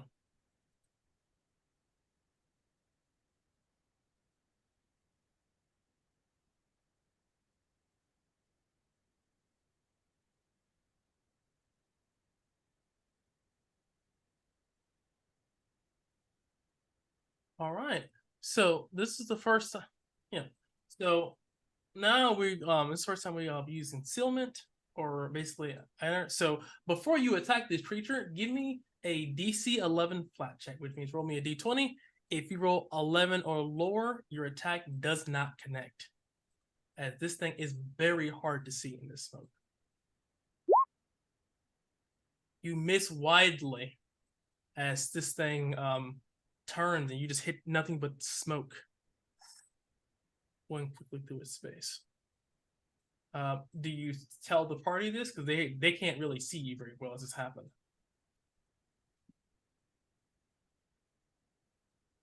I mean, you can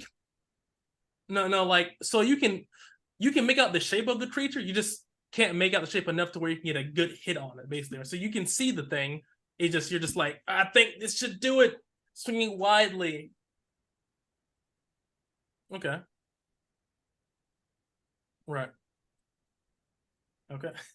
It's an advantage. All right.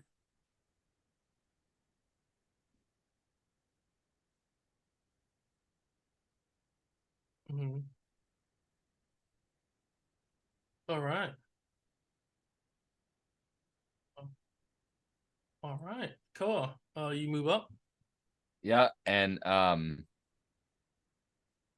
just pulls the hammer back and just takes a big swing trying to see if what kind of armor this thing has. All right. Because Okoye is up top, I'm below. There's no flanking on that one, right? No, you gotta be in a direct line. That's what I thought. Does a that is 36 a hit hit. it? That's a critical hit, actually. That's a critical hit. Okay. So that is 1, 2.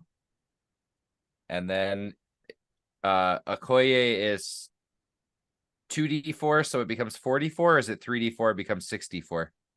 I would say because you can't really see Gon, he would not be able to use his No, Okoye.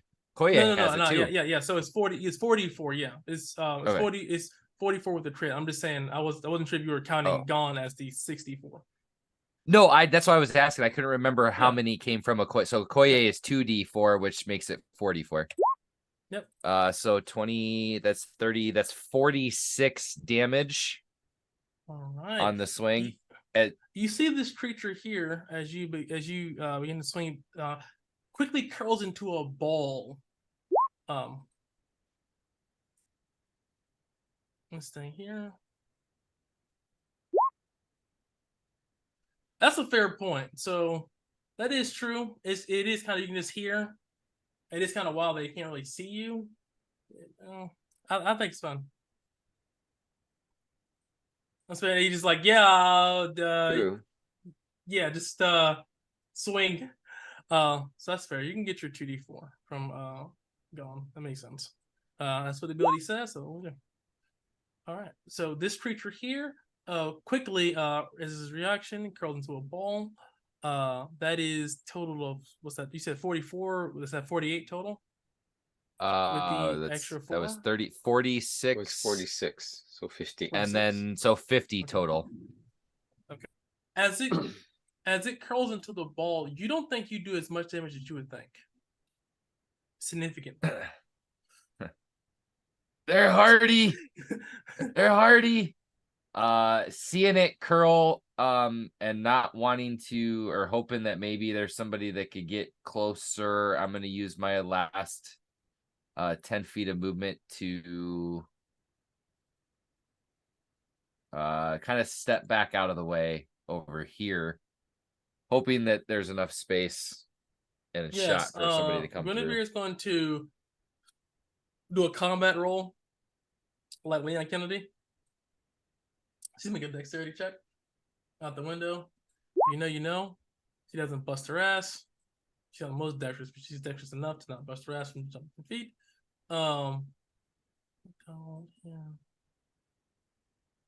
This thing is prone. So she's have advantage to hit this thing. As this thing is curled into a ball. So swing.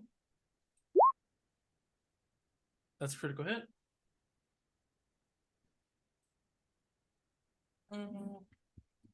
He strikes.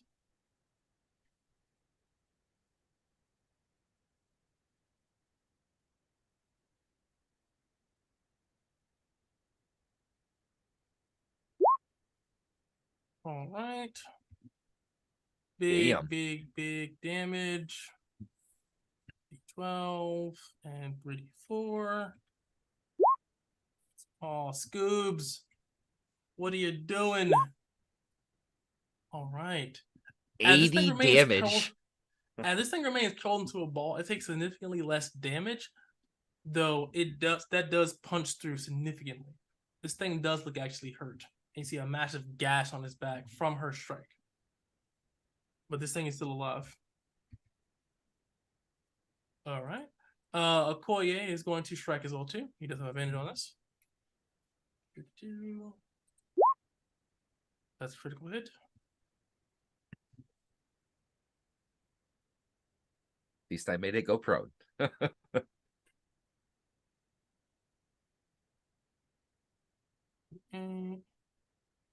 All right. D4. D4. D4. Explode, baby! Explode, Oh baby! Explode! 4. All right, there we go. 5, 9, Lord. 16, 46, 48 damage.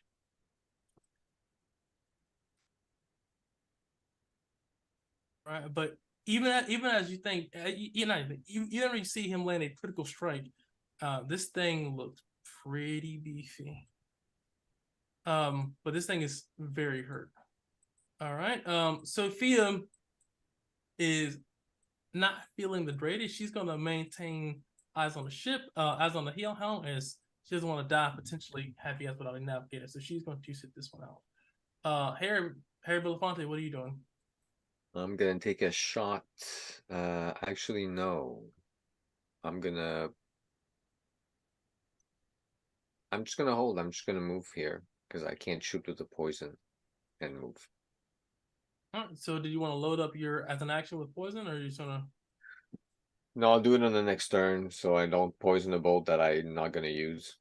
Makes sense. Just in case. All right. All right, now give me a d6.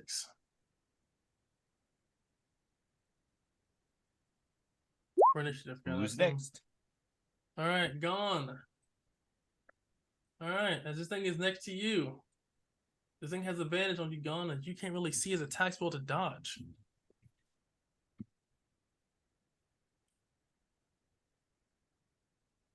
Second here.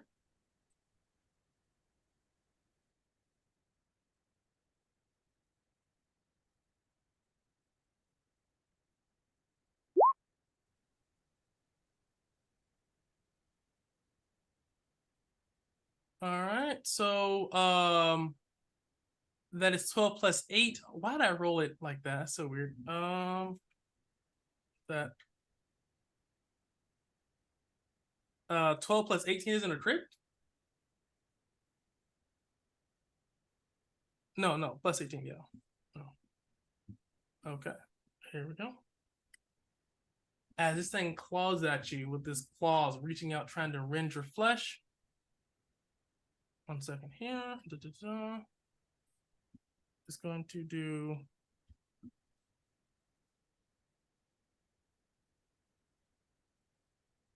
What? I need a Constitution save from you as well too. 36. He rolls another 12. This thing is trying to end your career. So that is going to be 36 plus 47. 37. That is success as this thing strikes.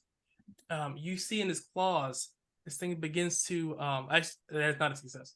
As this thing begins to claw you, you feel this poison kind of inject to this dark black ink.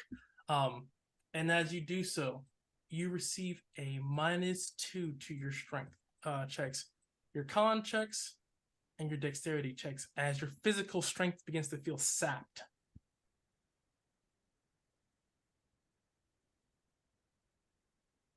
It's level. Everything's level based. There you go there. Okay, there. So then we're gonna go over. Oh yeah. No, that was a crit. It was no poison damage. He re-rolled the 12. Yeah. Mm-hmm.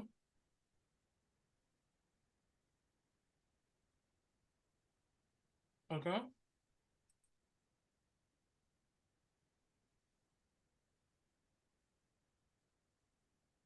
All right. Very nice. All right, and now we're going to go over to, let's see here. This one over here stands up, and doing so for him does not cost an action. He just can uncurl, and as he's so big, he uncurls because he's lower to the ground. He doesn't actually really stand up that much, but he stands up enough to where he's not considered prone. And as he does so here, he looks around at Okoye, and he's going to use another special ability. So, Koa's 1-2, Guinevere's 3-4, Okoye's 5-6. 5-6. All right. This thing opens his mouth up here, and this thing has a, you know, the thing from was it Alien? The fucking the Alpha Predator, where he opens his mouth, has like that bigger inner mouth. So this thing has a massive tongue inside of his mouth. And inside of this tongue, it has these large kind of claw-like insectors, and this thing launches out and begins to attack, aiming for Okoye's throat. All right, here we go. Okoye needs to make a dexterity check here to see if he doesn't fucking get his throat gouged out. 1 second here.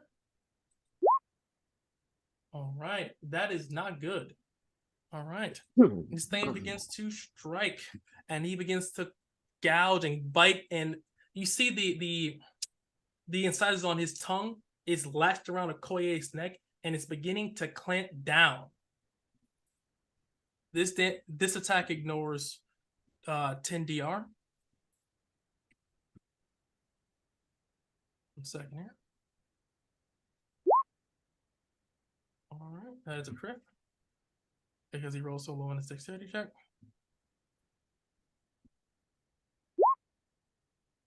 Rolling hot. That is 44 minus 10. He has to use the reaction to try to absorb some of that as this thing. So you see he tries to shift his half plate down, or not down, up, so it can get as much of that instead of his actual throat. But it doesn't. He doesn't find much purpose. This thing is literally like the incisors are piercing his neck. You don't think he can take much more of this damage, even with this reaction. Okay, and that is.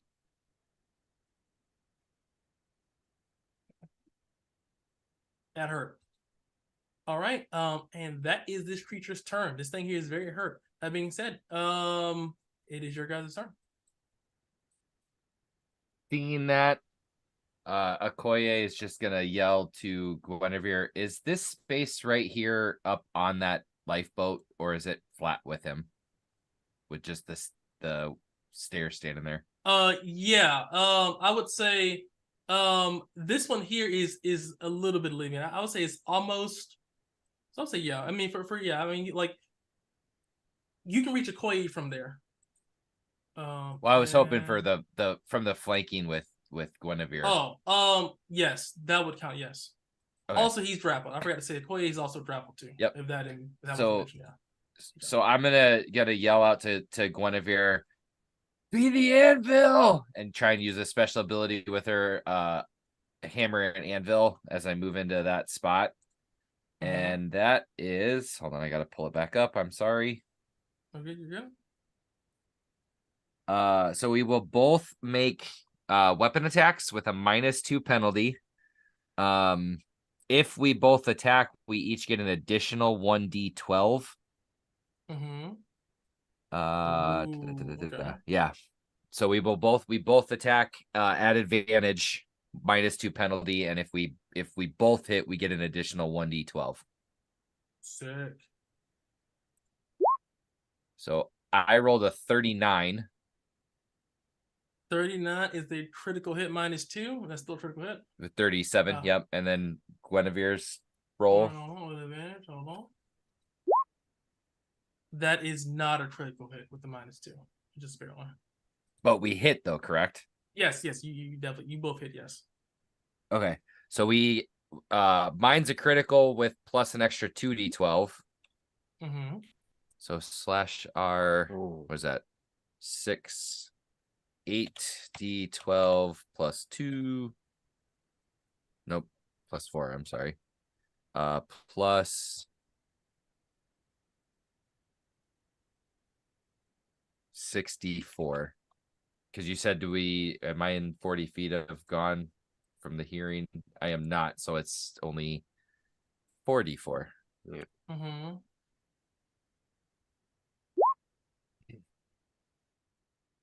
That's a lot. Wow. Roll damage. This may do it. 2 12s and 2 4s to reroll, but already 76. It's good damage. 88 for mine. And then Guinevere rolls hers plus just the extra 1d12 on it. Is it still up after 86? We can. So I would say with that damage there, that is enough. How you doing? He's dead. Oh, I mean, literally, he pulls the hammer back, says, be the anvil, and just as he smashes into the front of this thing with its tongue out, she just takes that bronze longsword and just jams it right up through the back of the neck, severing the tongue so it cuts off and falls still attached to Okoye's neck. Wow. I mean, that's whenever it attempts to be the anvil, but you just crush this thing's head in completely as this thing tries to sink into Okoye's throat to end his career, but it cannot do so. All right, this thing collapses dead. Guinevere, seeing Gon trying to attack, not seeing you, seeing Gon rushing there swinging, she turns and goes to, well, no, because she would. It uses.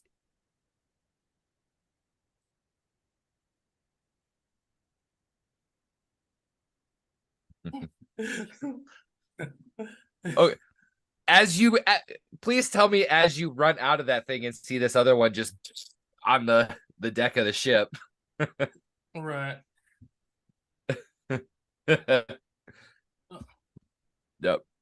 But Guinevere did use her action for that because it's she's her that's action. What I've heard. Yep. That's what I wanted to confirm. So I assume she did anyway. Okay. Esteban is going to attack once, because it is his turn. He's attacking once and move. He's moving. He's attacking once and moving. He's stick and move. Flat check. He succeeds. And disadvantage.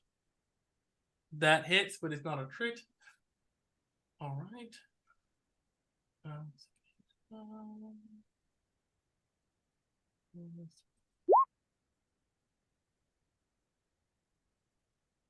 All right, and it strikes true. There, and Esteban runs out.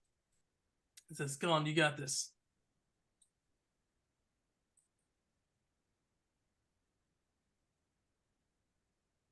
All right, and I believe it is his turn now. Does Okoye just I pull haven't played. Does Oh Okoye yeah, just here pull you the? go. Yeah. Oh yeah. The Yeah, I thing guess. still. Yeah. He frees himself. He's not rushing in there. He almost died. He's gonna take up the rear, behind Esteban and Guinevere and gone for now. Harry. I want to know, do I see it better from up here? Is it still very concealed? Because It is I'm like 100% higher now. very concealed. It is covered in smoke. Well, Okay. in cloud. So I'm gonna load a bolt with the poison, and I'm Okay. gonna ready in action. If it comes out of the cloud, I'll shoot it. All right. So as it is its turn, you guys did not see how far this thing tongue can move, but you're going to see now. This thing is not dumb. This thing, you feel as it can definitely see through this inky cloud. And this thing is definitely at least hunts in it. So Guinevere is 1-2, Gon is 3-4, Esteban is 5-6, Koa is 7-8. Remember your numbers? Koa. Bring it on. All right, his attack has advantage on you. Wait, actually, wait. Actually, no. We Give gotta- me a dex check at what? Wait, what? we gotta roll it. We gotta roll a d6 if it's their turn because you that's started the right. round. I forgot. Actually, I that's thought you guys true. won. I forgot. Yes, please give Yep, me a d6. nope. Totally forgot. And it's getting a little murky. It's mine. Yep. Hey. Now almost. it So can attack me. close. Absolutely. So here's my- All right. There's give me Back a to dex business check at as usual. At At disadvantage. disadvantage 23. All right, that is just a failure. It's not a failure. Okay, that's good.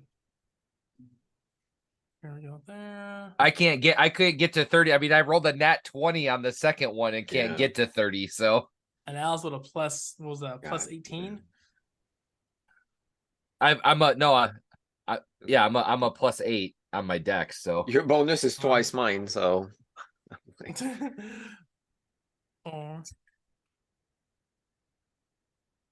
All right. Here we go. That ignores 10 DR as this thing has you grappled as its tongue extends out. Okay. all the way from there. You said it ignores 10 DR? Correct. Can I shoot the tongue? I mean, that my the hell trigger right? is the thing coming out. It's partially coming out. Absolutely, it's gonna be a much harder chance to hit, but certainly. No, it's a much higher armor class, not disadvantage. Whatever, man. I got a chance. Take your shot. 34. That is a miss. 100% miss. Yeah. Yeah. To hit a tongue moving in, and the second part, this thing immediately begins to pull Koa towards him. Koa, please give me a strength check as this thing begins to pull this thing towards you. A 40. All right. It only pulls you halfway, so you are pulled 40 here on the edge. So you see Koa immediately, and then you see him struggling to pull back. As he does so, he gets just enough leverage to stop himself from getting pulled into the dark cloud. He's on the edges, but he's on the edge of the dark cloud here. Harry, as you take your shot, you don't really get too much purchase. This thing just like lightning, just zing, grabs him out of the throat and pulls him closer. All right. That being said, it's you guys' turn.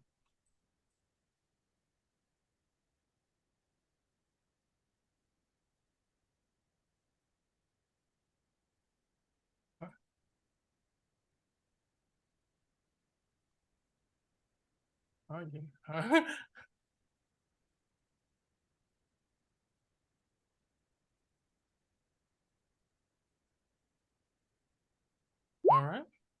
All right. Give me a flat check. Wow. Give me a flat check. DC 20. I mean, not DC.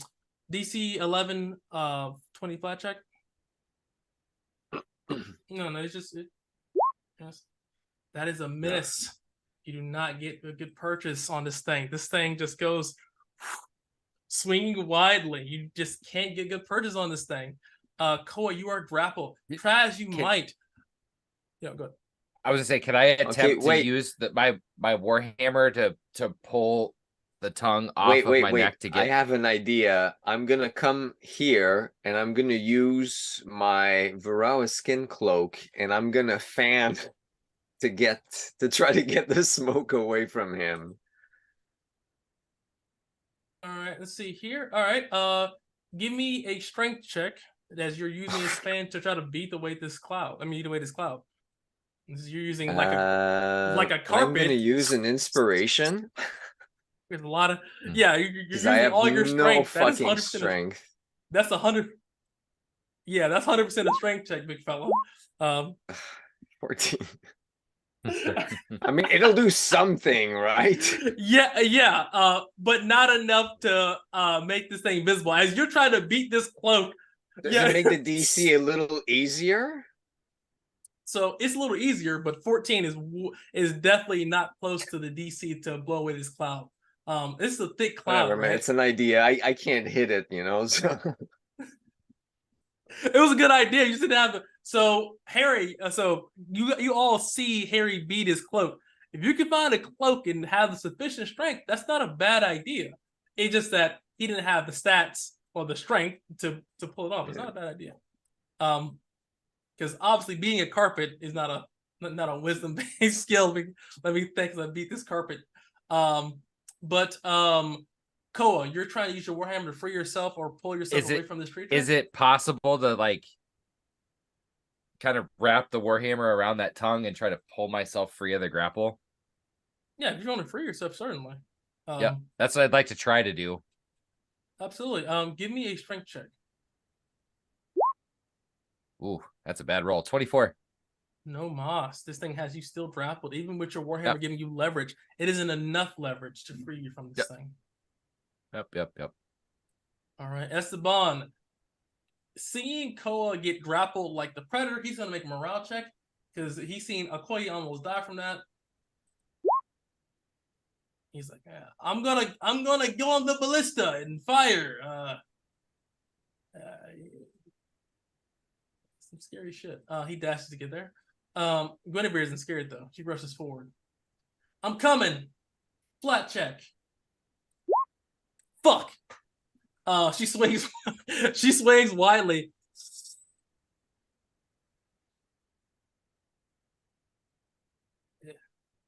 I mean, it's a 50-50 chance. She's trying. It's not like a fucking missile. You can just, she's trying her best. Even with being grappled, can I move at all?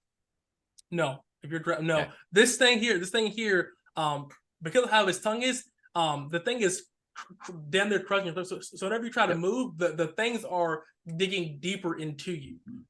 Cool. No worries. Yeah. No, I'm just letting describing the scene. Like you're trying to. It's like Yeah, I mean, I figured that. I just didn't know if it was one of those like piercing pains that you're grappled and you can't move, or I could shift my feet since it was just in my neck. It's one of those things. If you think you can move, this thing digs deeper. You are worried for your life. No worries. This thing. Man, so grab onto the mast. That's why I asked if I could move. Yeah, he is literally grappled. He's there. Okay. That being said, D6, I believe. This is round 2. You think round 4? This is the start of round 4. It's been 4. Yeah, this will be when I roll this. It'll be the start of round 4 because I started. Okay, so then round 6. Yes, round 6 is So round 6. So the turn after this is when Sophia will get enough leverage to actually not leverage, turn the thing enough to where. Hey, there you go. All right. Okay, so I'm gonna fan my cloak again. No advantage, but whatever. Well, 9. There you go. It's easier, but it's not. It's not. As you try to fan your cloak, Harry, this cloud is thick. It's not just like normal smoke. It's inky, it's dense, and it's heavy, and it's not really moving very much. This stuff is definitely used to be able to kind of stick around in water.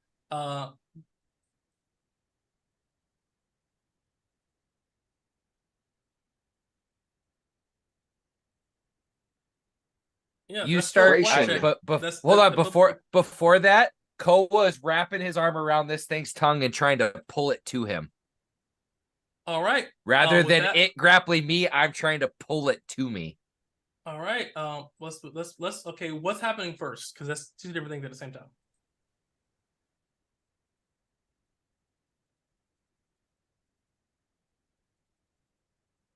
All right. So, But I can't. The problem is I can't. See, I can only see a silhouette, so I don't know what you're doing. I'm trying to get it towards me to give that. If I can see it, I could yell out where it's at. Try to help out from an attack standpoint. Okay. So, what order do you want to do? No, but you could get a flank on it at least. Because if you're across, if I'm saying I'm here, you could line up across from where my voice is.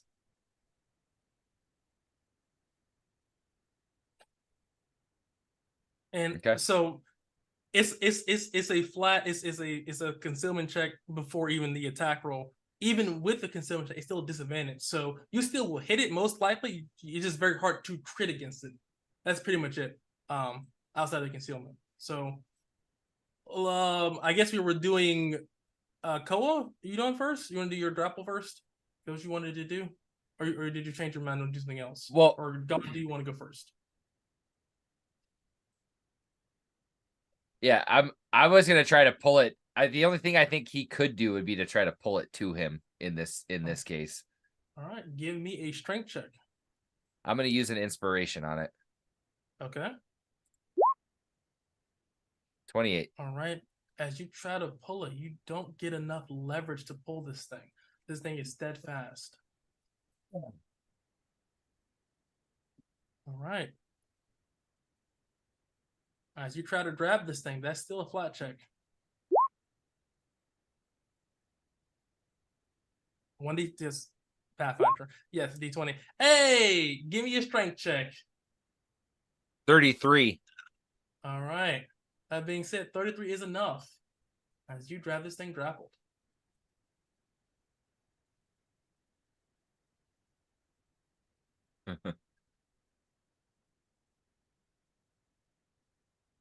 Okay, as you try to push this thing here. All right. How much move? Okay, so I would say that'd be double movement. How much movement?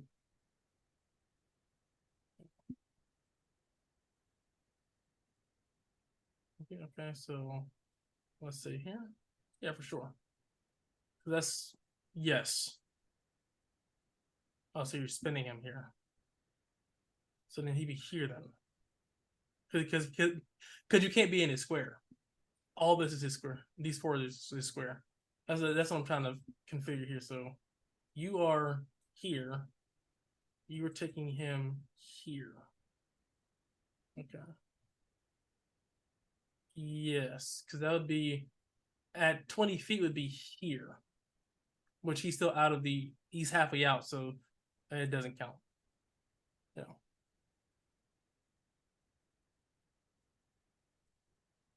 All right.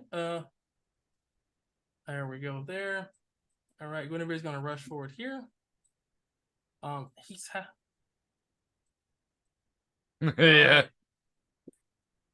All right, he is basically out, so I won't count this as concealment. This is a normal attack. This is at advantage because he's no longer concealed. He's on the edge. So I'm setting the president now. If you're on the edge of concealment, if you have your tokens out of it, it doesn't apply. Yep. So Makes that's sense going to me. forward. Just saying. Here we go. And that is a normal hit, but it is not a crit.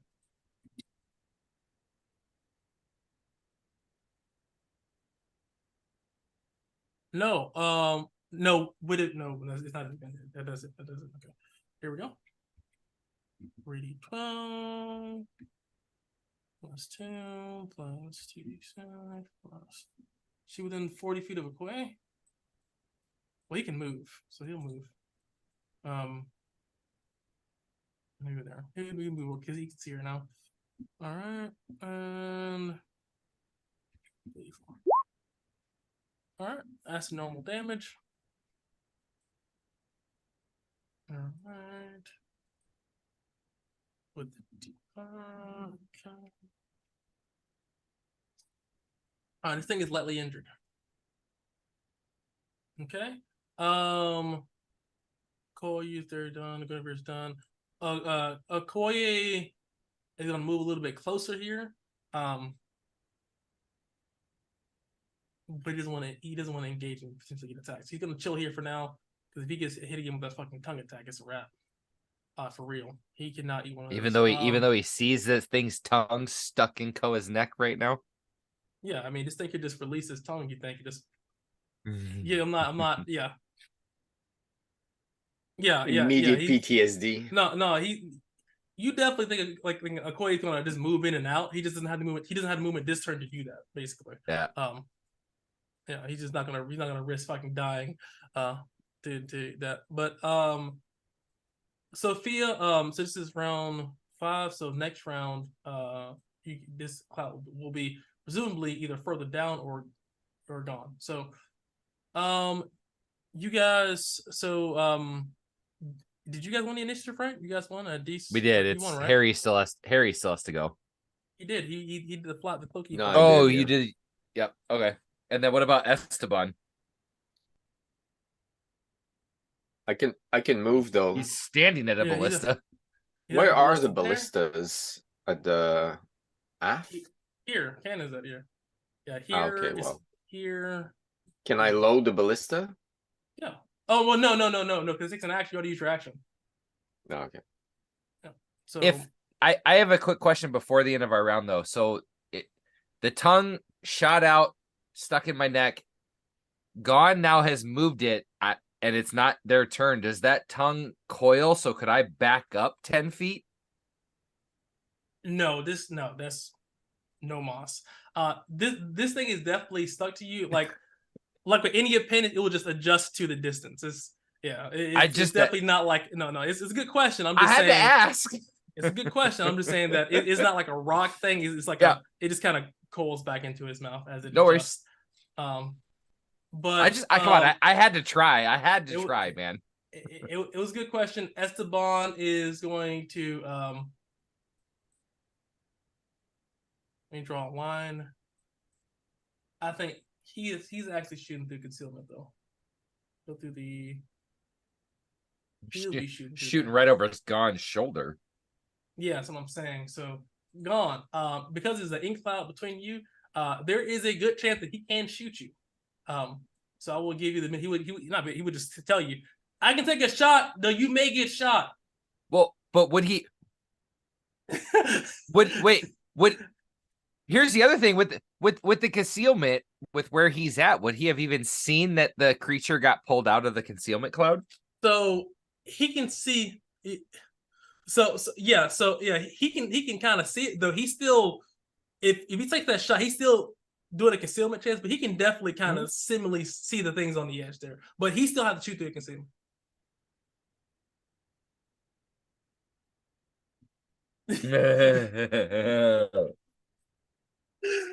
That ain't no 20 yards, no joke, man. That shit's tough.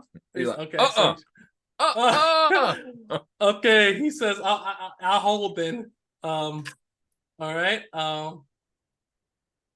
Let me get a breather. Okay. So that's now, true. You're like on his back with a full Nelson too, so it's like he's trying to pull in a seam shot if he did that. Yeah. All right. So it's his turn. Yeah, absolutely. So now he's going to use special ability 3. And he's going to use swallow. This thing mouth goes into impossibly large. So you know how like toads like a super long mouth, this thing's mouth basically opens almost to like its full body. So as you're holding into the full Nelson, you can feel its lips kind of brush past your arm and it goes down. And it begins to go. Koa's eyes go freaking this wide. Pause.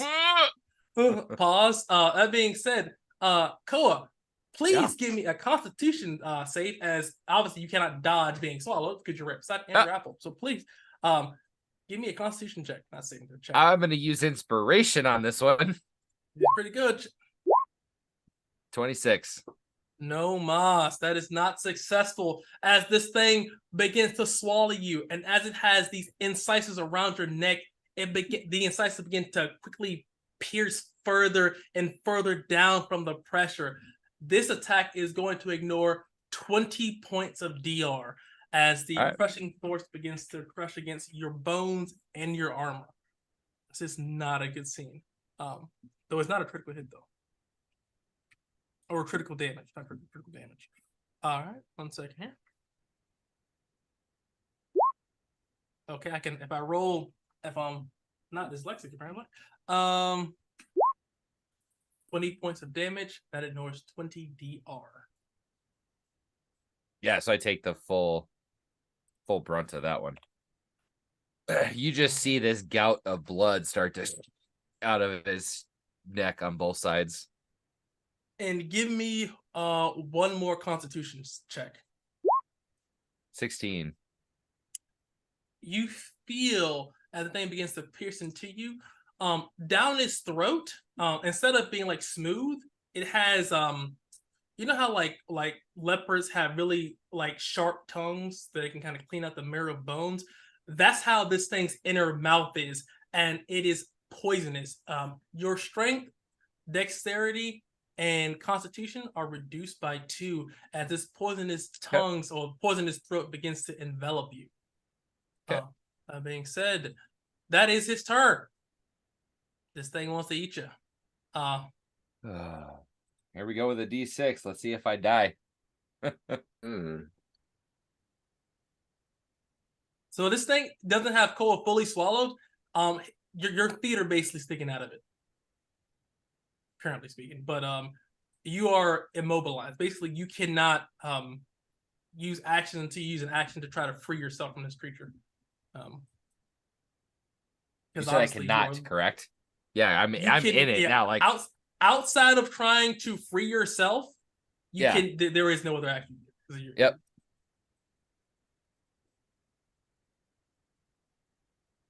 All right, give D6. No, it's your turn, right? Or is it D6? I rolled the last D6, so it's whoever's next. Yeah. Good. Oh. All yes, right. we win a round. Well. All right, shoot to kill. 33 hits. But it's not a crit. 33 is not a crit, though. But that is a hit. Okay.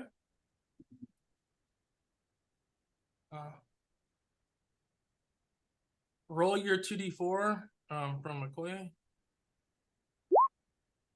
All right. This thing is still lightly injured.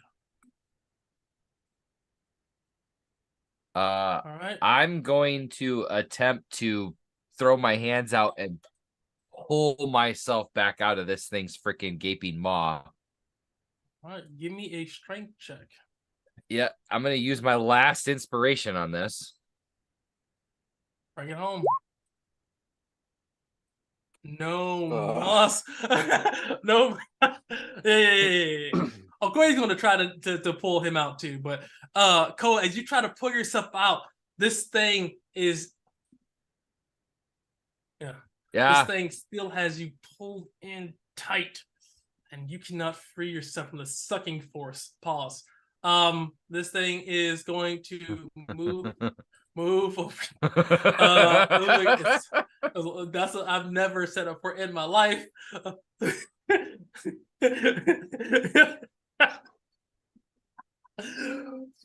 just like I've never said as you try to free yourself from the sucking force. That's a statement. It's on 4K. So Koa's going to use this action to try to pull Koa out here. All right. Here we go. And he does not pull Koa out. Try as he might, he cannot get enough leverage to pull Koa out. Koa, that was his action there. Whenever it says, fuck that. Do you stay there gone long enough for Guinevere to get her bonus? Yeah. I mean, all right, okay, cool. She has advantage here. All right, that is a hit, not a crit. 1 second here. I don't know, like, Guinevere's non-crit damage is pretty fucking good from the pinpoint weakness she can flank, but that is 3d6 plus 3d4. Chunky hits, but this thing has pretty tough skin. But this thing is pretty hurt though. That makes it actually hurt. Also, Guinevere also slides out of the way too, because she also does not want to get shot. Harry Belafonte. I am gonna shoot at it with my own crossbow because I can't ready the ballista by myself and shoot it. Good kill. Well, they'd have been ready already, wouldn't they? 35.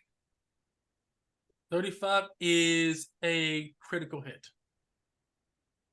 Ooh, okay. He's got a DC 32 con DR to make. Okay.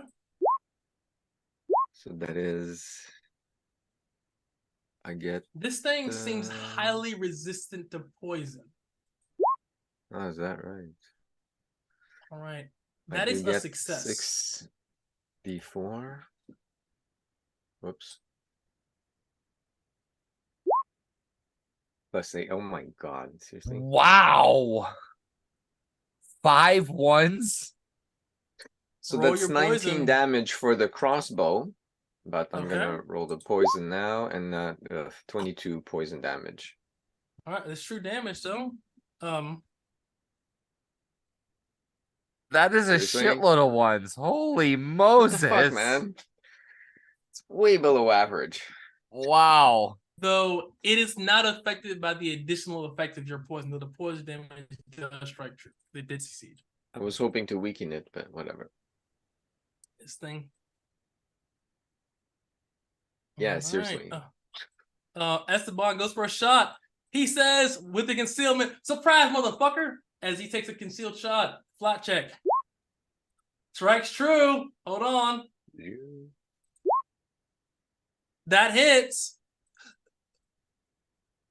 1 second. This ignores 20 DR. That's a shot. Now that actually hurts. This thing is very hurt now with that ballista shot striking through, doing true damage. Okay. Now, it's his turn now, right? Could you ask for the 5 on the initiative? Yep. All right. That's true. So that means Oh, D6. It's true. D6. that's you, Harry. Mine. Yes. 3. Oh, No. oh, right. Okay. All right. Oh. Okay. And it's his turn again. 1 second. That is plus 18. So I don't think it succeeds for your level. So it is still stunned. Yeah. All right. And- Is your guys' turn? Again, because Koa's stuck in this thing's maw. He's trying to just Just like, pull himself out. yeah, Yep. absolutely, bring it home. 25 is not enough. Nope. All right, Koa's gonna try. Good. Okay. 39 is enough. You have pulled him out. Feet first. Yeah. Loop. He is free. That being Takes that it. being said, Okoye is going to move here and say, Koa, slide back. Gladly, I bet. Flank, flankety flank. Critical hit. He tries to strike true. So this is the start of 6. Does the ship actually move at the start of this too? Like that cloud's completely gone? It definitely it goes down. It's not gone. It just goes down. Down. Yeah. Hold on. I'm just thinking in case they wanted to slide into a potentially different space. Yeah, so as the ship kind of redirects, it goes 15 feet down. Okay. As it's clear of the there. 1 second here. None of those are repeating. That sucks. And that's a really actually low damage roll. So a lot of that is eaten up by his beyond, but it does take some damage. It is still very hurt. Jesus. All right. Guinevere is gonna go now. Fucking Angel of Death over here. 2d20. Critical hit.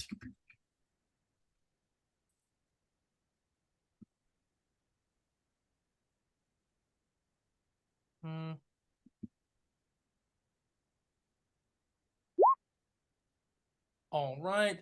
And nothing still repeated. Nothing. Wow. Like fucking every dice possibly you could have. That being said, that is actually enough to bring this thing down. This thing is dead. You see Guinevere, as soon as Koa is pulled free of this creature, she immediately cuts this thing. She actually stabs her sword straight down its gullet, twists and rend, and just keeps stabbing inside of it with this gaping maw while it's done. Just stab. Obviously targeting vital organs, and rips this thing out, trying to bypass his thick skin. It collapses, tongue spread out of his mouth. As the party is victorious. You did not perish. It was close. That's the name of the game.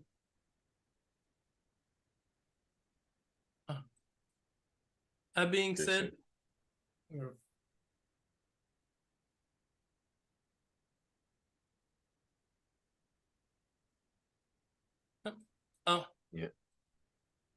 1 second here.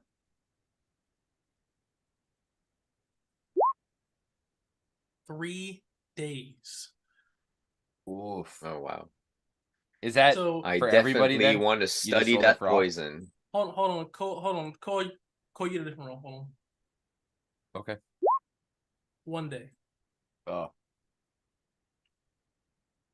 So God and Koa. God looks substantially worse from this poison. You think when it got you good. This thing is flowing through your bloodstream as your body's trying to fight off this virulent poison. And you see and around Koa is just spurting blood out of his neck consistently with every heartbeat. And Gon, as you check your spot where you're getting clawed at, is bumping up like this sickening greenish black pus is leaking out of the wound, just dripping. And it's in the pus is actually acidic. It almost burns when you touch it. It's not good as your body trying to fight this thing off. Your body aches and feels janky.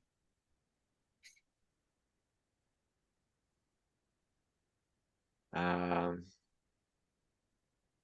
don't know how to make antitoxin. It's not a skill I've learned above table, but I mean, I could try. I'm a master herbalist. I'm assuming I can study, maybe find something to appease a little bit. So you can study. So you have the source of the poison, which is this guy here. You could spend some time to try to study it to make an antitoxin. So definitely. You're not sure if you'll be able to make it in time to deal with this, but if you make some, if you get attacked again, you won't be fucking suffering from the effects. I do want to extract as much from both of the creatures as much as possible. Yes. Give me. All right. Let me see here. So, this is a survivalist thing. So Cullen will actually come up. Okay, this is not a herbalist thing. It's definitely a survivalist thing, and she's harvesting animal. Oh, I forgot. You are I apologize. Oh, nice. I totally forgot you're a survivalist. I apologize. No. She's a journeyman. I believe she's a journeyman. All right. Well. Yeah, so it's better. Okay. She will try. It is an intelligence check. This is definitely the knowledge of the beast. Okay. Calling things here. Okay, so it's a success on the first one. On the second one, let's see how much. Very nice. Okay. All right. Harry. Give me 46.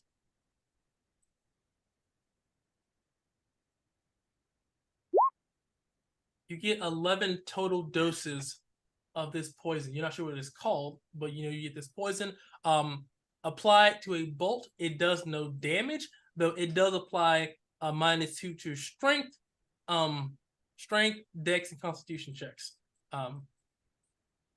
Straight up and down. And it lasts for a number of days. This poison is no joke. Poison like this, you definitely think will be very useful against long-term skirmishes and things like that. It can be not only can it be do injury, but also it can be ingested and have the same effects.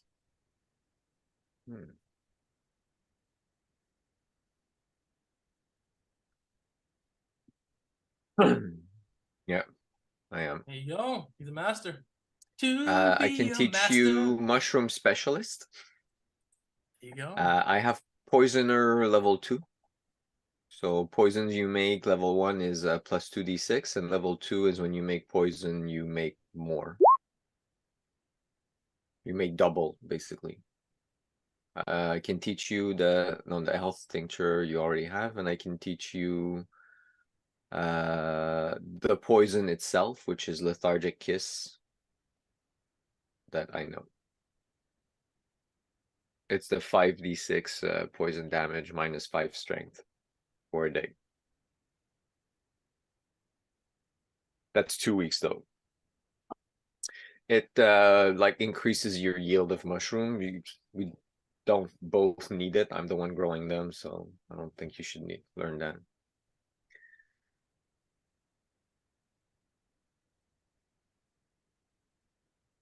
Yeah, because then you can help me make it.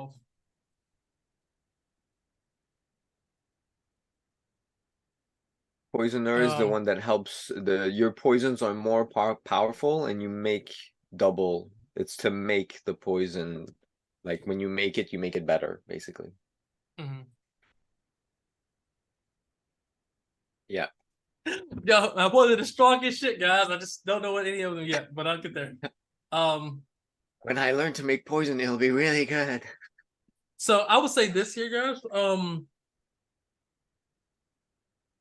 So I know Coy's into your neck there. He has a little kit laid out in his lap, and he's trying to like feel if there's anything, putting the fingers like somewhat into the wounds, trying to make sure there's no, arteries or anything nicked. He's very novice. He's been doing some studying and trying to figure out how to be at least a battlefield medic at this moment, so to speak.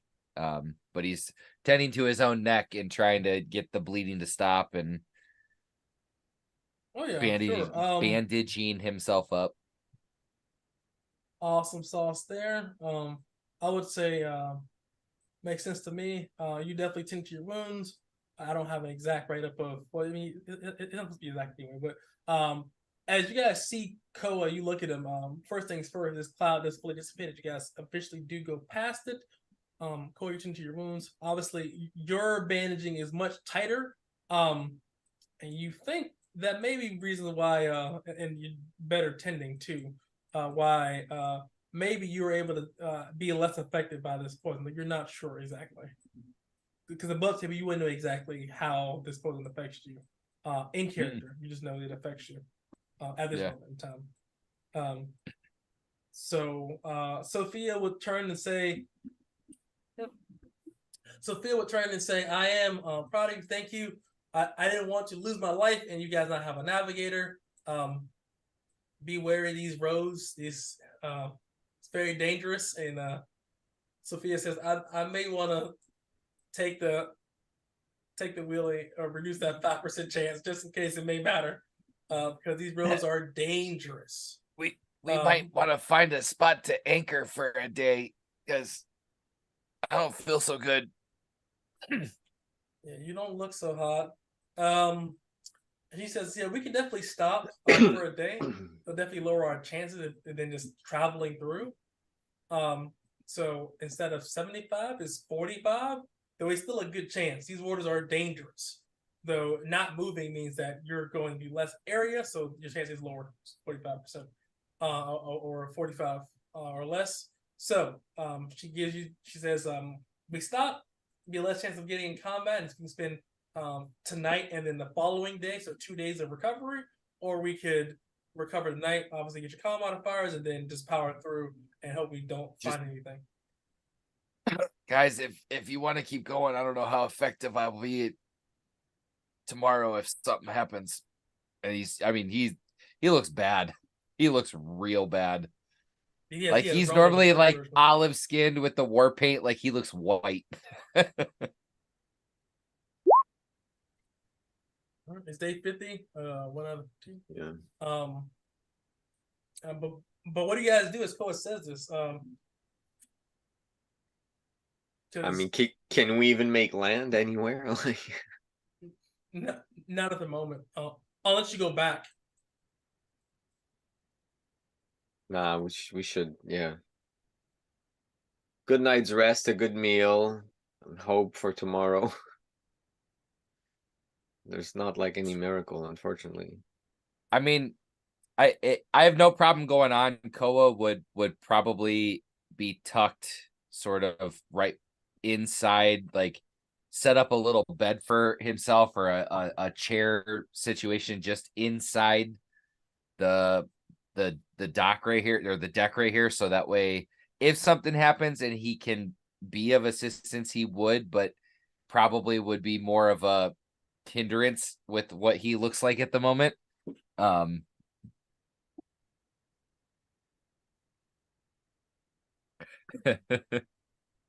Yeah, pretty much. I'm coming up, guys, with the Warhammer. I'm coming, guys.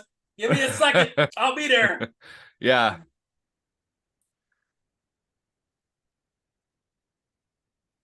Yeah, seriously. We'll live. Because us.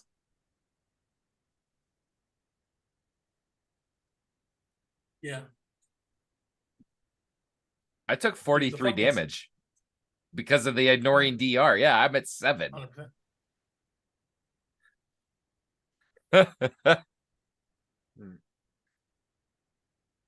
Wait.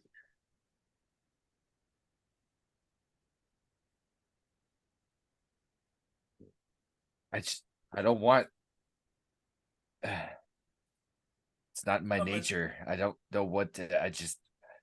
And then you see him like he'll finally like kind of sit down in the chair, like he almost is falling asleep sitting in the chair or the cot or whatever against the wall. Like maybe you're right. They'll go wander down into his quarters and pass out. He's bad. He was bad. That was scary. That was close. I mean, Sophia does thank you as the night does end, because she's now much healthier, and that's why she didn't want to engage in the fight either. So she's much healthier tonight than she was the day before. So thank you. Wait, Val. Lucette, doesn't she have a third profession by now? Let me double check here. Fuck it, DC. She should have a at least a third profession. Yeah, because like we need a medic, like for sure. That would be something that I could see her doing. Yeah, Yana too. Like she probably she's should definitely have more because she's easily over level Double check here. She's behind you, but she's not that far behind you. Oh, for sure. For sure. Right, But 'cause she we've doesn't had a get- third profession for a bit, Yeah. I guess. Third profession? I fit what is she's Third? she's a cook in what else actually right now? Yeah, she has 2, but third is yeah. She's having Oh, a she has a merchant. at level, that's what but she took. That's right. at level 10, you would have had two professions. Yeah. Yeah. And then at level 20, you would have either had 2 professions just about maxed out or added a third profession. So 1, 2, 3. Yeah. She is. I would say that this one here, she's a master cook and an expert merchant, but she's not level 30 yet. She's not level 30 yet. She's still what's here? Like 23. I gotta calculate after the haul from Mistville Isle, but she's definitely not 25 yet. Because she's not getting the combat experience you guys are getting either.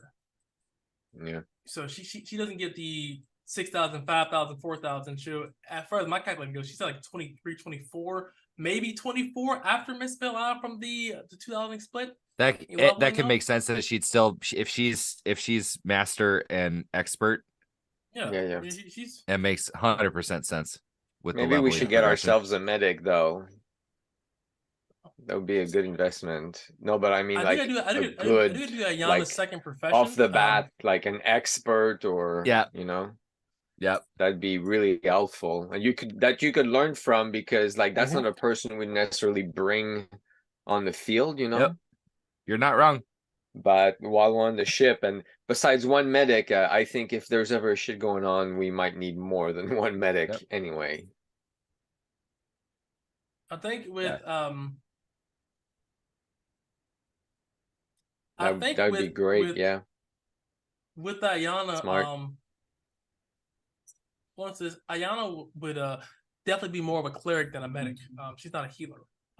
She preaches the ways of her people, which is why she's so close to you. But she's definitely not like it. She's a cleric. She is an explorer, and cleric, explorer, and she is level 30. So I got to choose her third profession and double check. So I have not done that. If she's master, then yeah. 100%. She focus in. So yep. So I just her third profession from level 30, but outside of that, because Okoye is a outlaw, a mercenary, and a soldier. He's 3. So he'd be master in 1 and expert in possibly in 2, basically.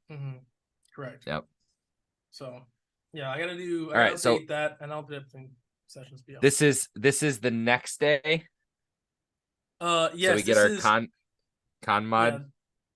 So hold on. So that night, the day 50, which is the combat you fought, the added con modifier is now day 51. Yep.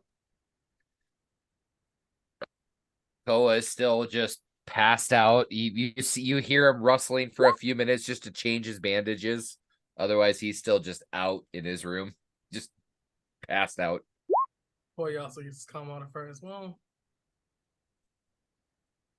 Also, the meat is definitely not edible. You feel as if you ate that thing, you get type 0 COVID. Oh my god! With all the poison it had inside, I don't doubt. All right. I mean, it's just pure muscle. It's a killing machine. Could we use the tongues as whips though? If this was Monster Hunter, for sure. If this was Monster Hunter, you can unlock the toad tongue.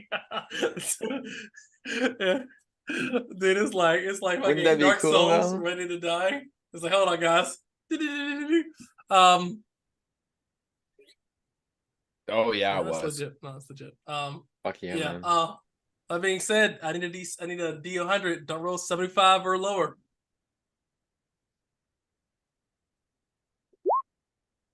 Hey, it's the final countdown. Classic. Yeah, I think we should all be at ballistas that are already loaded at all times traveling these waters. Like that's like the Also, official yes, 2 man per 100%. ballistas, all 4 Okay, ballistas manned. yes, yeah. Okay, so That's how yes. we're running this now. Also, yeah. Okay, hold on. Before any of that stuff, I keep forgetting to enforce this. But if you're not a mariner, using the ballistas is at disadvantage. I keep not enforcing this. That's the whole mariner thing. So to be fair, Yeah, I we've said been it doing before. it. So we have not. Yeah. I'm about to say Yeah. I'm definitely not keeping track of that. So I mean, even at disadvantage, I'd probably it's be still a pretty good good shot. because my wisdom is great, It's huge. but it's still Right. disadvantage. So yeah, so you'll consistently hit, but not consistently crit, most likely. yeah, No. The question's gonna be if something happens, are you guys gonna like pound on the deck to tell me to come up or not? Probably not. I'm at 19 even after my con mod. At least Well, one more just for sure. eating gives you 5 too every day, even if it's shit food. Temporary Gives me points. 5 temp, yeah. So I would be Yeah, 24. yeah, but I mean, for that day, you're still better. Yeah, be at 24 total. Every little bit helps, you know. Oh. Yeah. Yeah. All right. Okay. So let's see here. Probably just the Um, one more day, and then I think he'd be okay. All right. Give me a D20.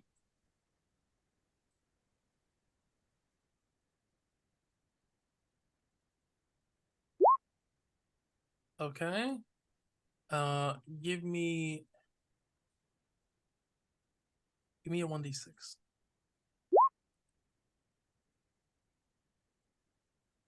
Okay. As you guys are traveling, the weather turns turbulent as a storm appears. And being from the east, Koa, you know that sometimes storms are not just normal storms. Like when mites and things like that, not like mites, but when like green trees just fell from the sky, this is a rare storm. This storm, instead of just like normal lightning, this thing has cataclysmic like lightning. Um, dude,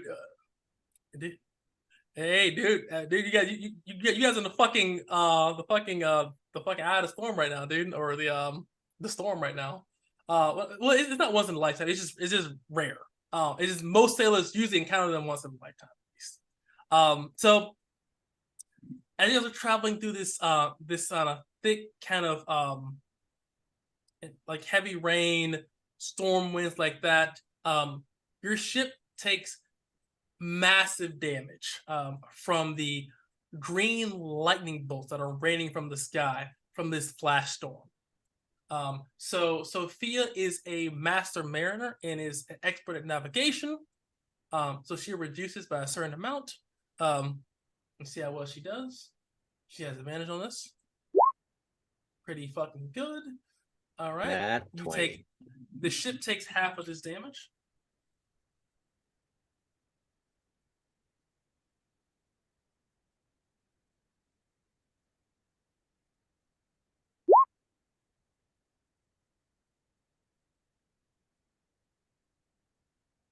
Give me a D4 gone as this happens.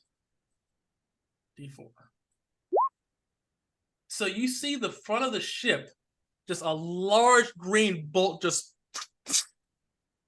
explodes, causing massive damage. You see the deck of this ship has a massive crack, and it goes to the second layer too. It didn't pierce the hole underneath the ship, but it's a massive crack from the concussive force of the bolt as it goes through. No one dies, though the ship has 411 points of damage towards the front of the ship. 205. You said take half, right? So half, 405 yeah, 205. 205. Yeah, 205, yeah. Which is still massive, which is still a lot of damage. Still. Yeah. In one area. For one area, it is a lot of damage. Mm-hmm. For your entire ship, yeah, but for one area, it's a lot of damage. That being said,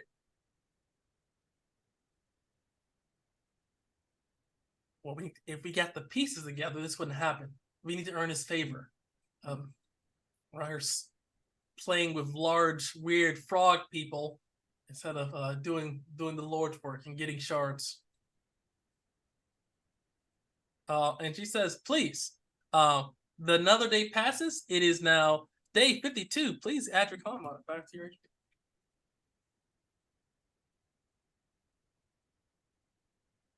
All right. He's looking a little better now. You guys are 2 days out of leaving the chains of Castellina and being free of these hellish nightmares of 75 roll encounters. 2 more days left. That being said, please give me a D100. Don't roll less than 75. All right, this one is mine. Let's go. Oh, 33. All right. Okay. Here. Are we gonna make one of those? For this day, no matter what though, Koa is at in the bow of the ship, sitting sort of tucked in next to one of the ballista, because he still doesn't look great. He looks better, but he still doesn't look great all in all from the last from the fight. Oh yeah. All right. Let's see here. D20.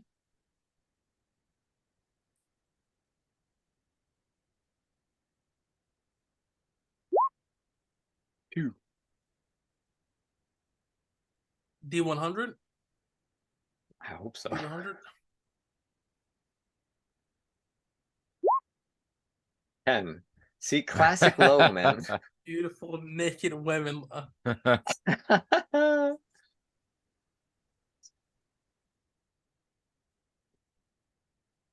don't know if you want barrels of rum falling at terminal velocity into your boat. You terminal velocity. Cloudy with a chance of barrels of rum. Can you imagine? You see, like well, amazing. Gon's Cloudy with a chance of kitty and titty. I mean, that just, Kitty and titty is the wildest shit I've heard all weekend. That is hilarious. Kitty and titty. That's straight. I'm using that one. So that's a different kind of party. But that being said, okay. So as you all are traveling, you see that on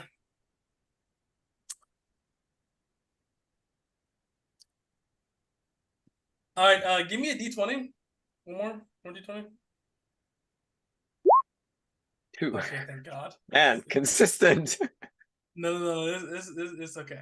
All right, so you see that there are 7 ships in the near horizon, and they seem to be collapsing on your boat. What shall you do? They all seem to be roughly it seem to be, I would say, are they coming from behind us, like from the island we left? I mean, at this point, if they're here from the island you left, you're still 3 days up from the island you left. So that's not really a good indicator of if it is from them, because they're pirates.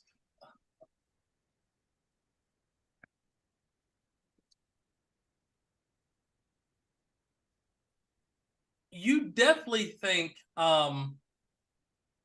it is possible, though you do think that they still have chances to shoot you. It just will be a lower chance. Though whoever, I assume Obi is on the what is it called? The crow's nest. He's looking out there with a spyglass kind of thing, and he's saying, they're looking to take our booty, as he sees one of them is basically You see, they're all Easterners on each of these ships.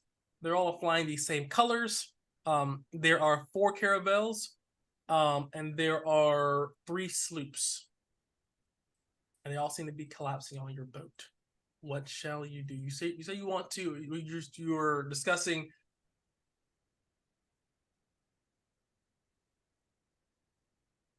Or you attempt to flee and attempt to get.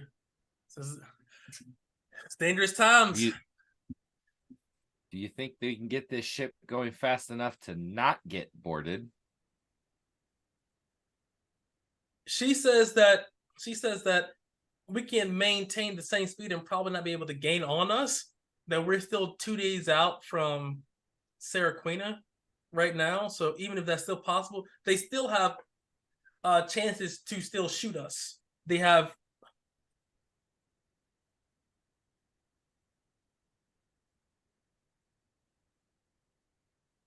No, but they're definitely within I can shoot you range. So they're not so you. No.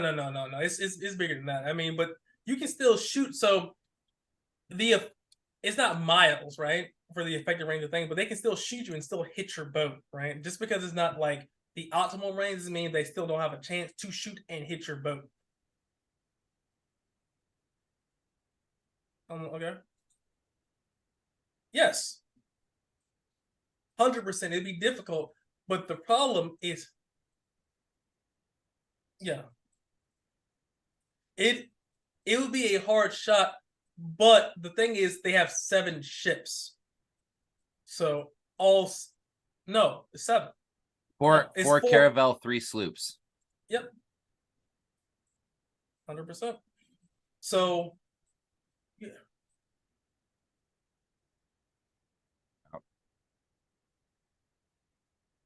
I mean, no matter what, I think we should maintain course full speed. We just gonna have to fire back. Okay. Well, don't forget we have these, and he pulls up the bolt with the little alchemical thing and the little grappling. You see. Oh yeah. How many could I have at the time to make? So it's not even a make thing. I mean, you just gotta fill them up. So it just has the. I mean, no, but I have the regions to make some. Oh. So were you?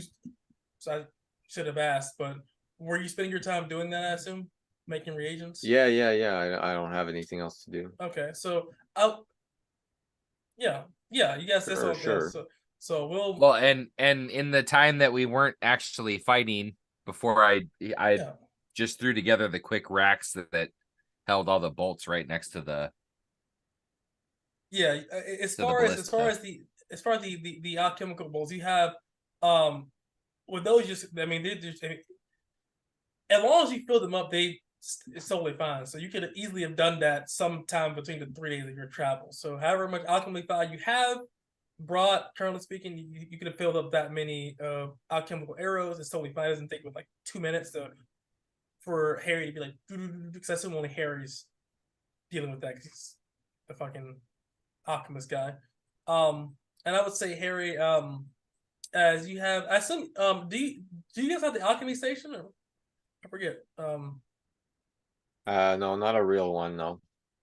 All right, I would say I have a work table.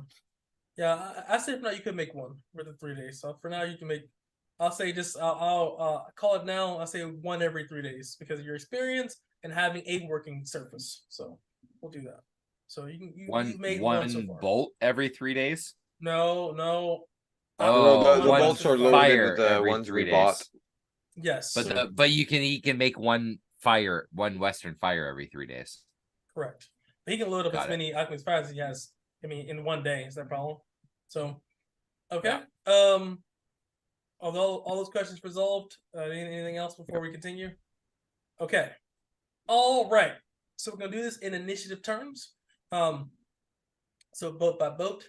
So obviously you guys can easily have divided up the alchemical arrows per station. You have 4 ballista.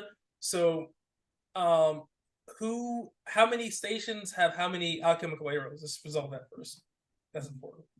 Well, the rack has 10 alchemical arrows each. So each ballista has 10. It's a matter of how many were able to be. There were all of them were filled. I don't think you guys have 40 fucking. We bought what? 20 something. Oh, Yeah. 30. Well, I had 5 extra, so we have 35 total.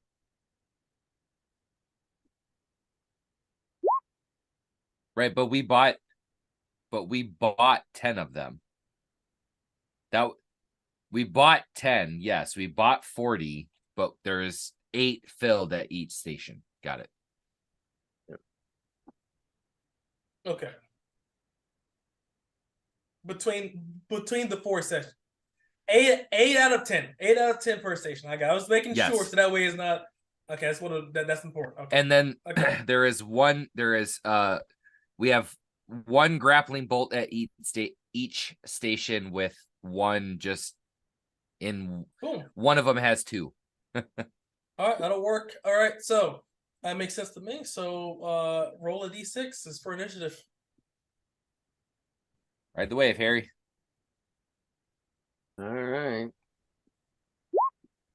Oh. Hey, you guys can go. How uncharacteristic. So similar to how it is difficult for you to hit them, it is difficult for you to hit them as well, even with AoE bolts. So just seeing that many ships, Koa's gonna just load an alchemical bolt into the ballista that he's standing next to, and in case it gets within a range that, as a mariner, now expert mariner, if it gets within a range that he feels is a comfortable shot that it would hit, then he'll fire. All right. That's his his action. Okay. Esteban, I'm gonna move over to Juan here. I mean, I want Jesus. Okay. Okoye is definitely not the best at this, so he's gonna be a loader for Okoye. So he'll move for there. He'll dash over to you, going up the stairs. You'd whenever also goes over here as well. He becomes a loader. There is one. So there's no one at the last ballista. Every other turn. We don't have anybody else in the ship that can load. We do. Yeah, we need to bring someone up deck. So Obi goes up and he says, "I'm coming. He calls down. Well, he's in a crow's nest, so he'll crawl down. And he's basically on the next to the mound this round, but he's here. All right, so I'll have this advantage, but I can shoot. Okay, I guess. Okay. So similar to how when Harry shot the tongue, it's not really a disadvantage. It's just harder. It's a harder DC or harder AC to hit. It isn't a disadvantage thing. It's not like you can't really see it. It's just a harder shot. So that being said, it's easier for us than them though, because they're following us, right? So they're running into the shot that we're shooting. I mean, doesn't the same thing apply to if they just lead? If they lead the shot, don't you guys lead until the shot? Am I just, or is that not how that works? What he's saying is, it's a distance thing. We have better straight range than they do. If it's what he's saying is, if you have 2 things going like this, the person behind never gains ground, so the shot's always the same distance. But if you shoot back, they're driving into the shot. Right, I get that.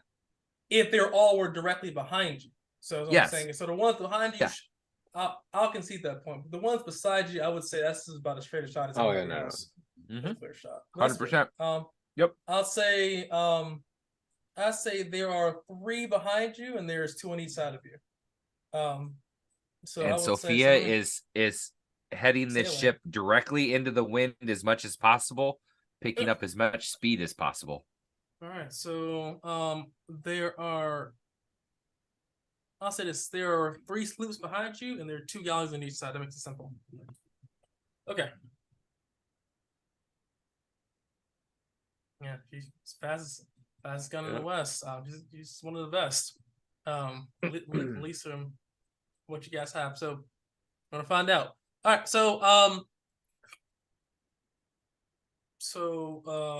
Okay. Esteban is gonna say, I got a shot. And you're right. So your shot and will be a disadvantage, but the DC will be lower, targeting someone directly behind you. I do wonder though, from your spot, Harry, if it's directly behind you, that's a lot of fucking things between you and the shot. Right? Yeah, I mean, from the two ballistas in the front, they can't shoot. Right. They're shooting at the side, so it's yeah. Until we have targets on the side, we can't do anything with those. Okay. I would like, hey guys, we still, ducks. We have targets on the side. It's the same idea of you're gonna have to shoot ahead of them to make them run into the arrow versus.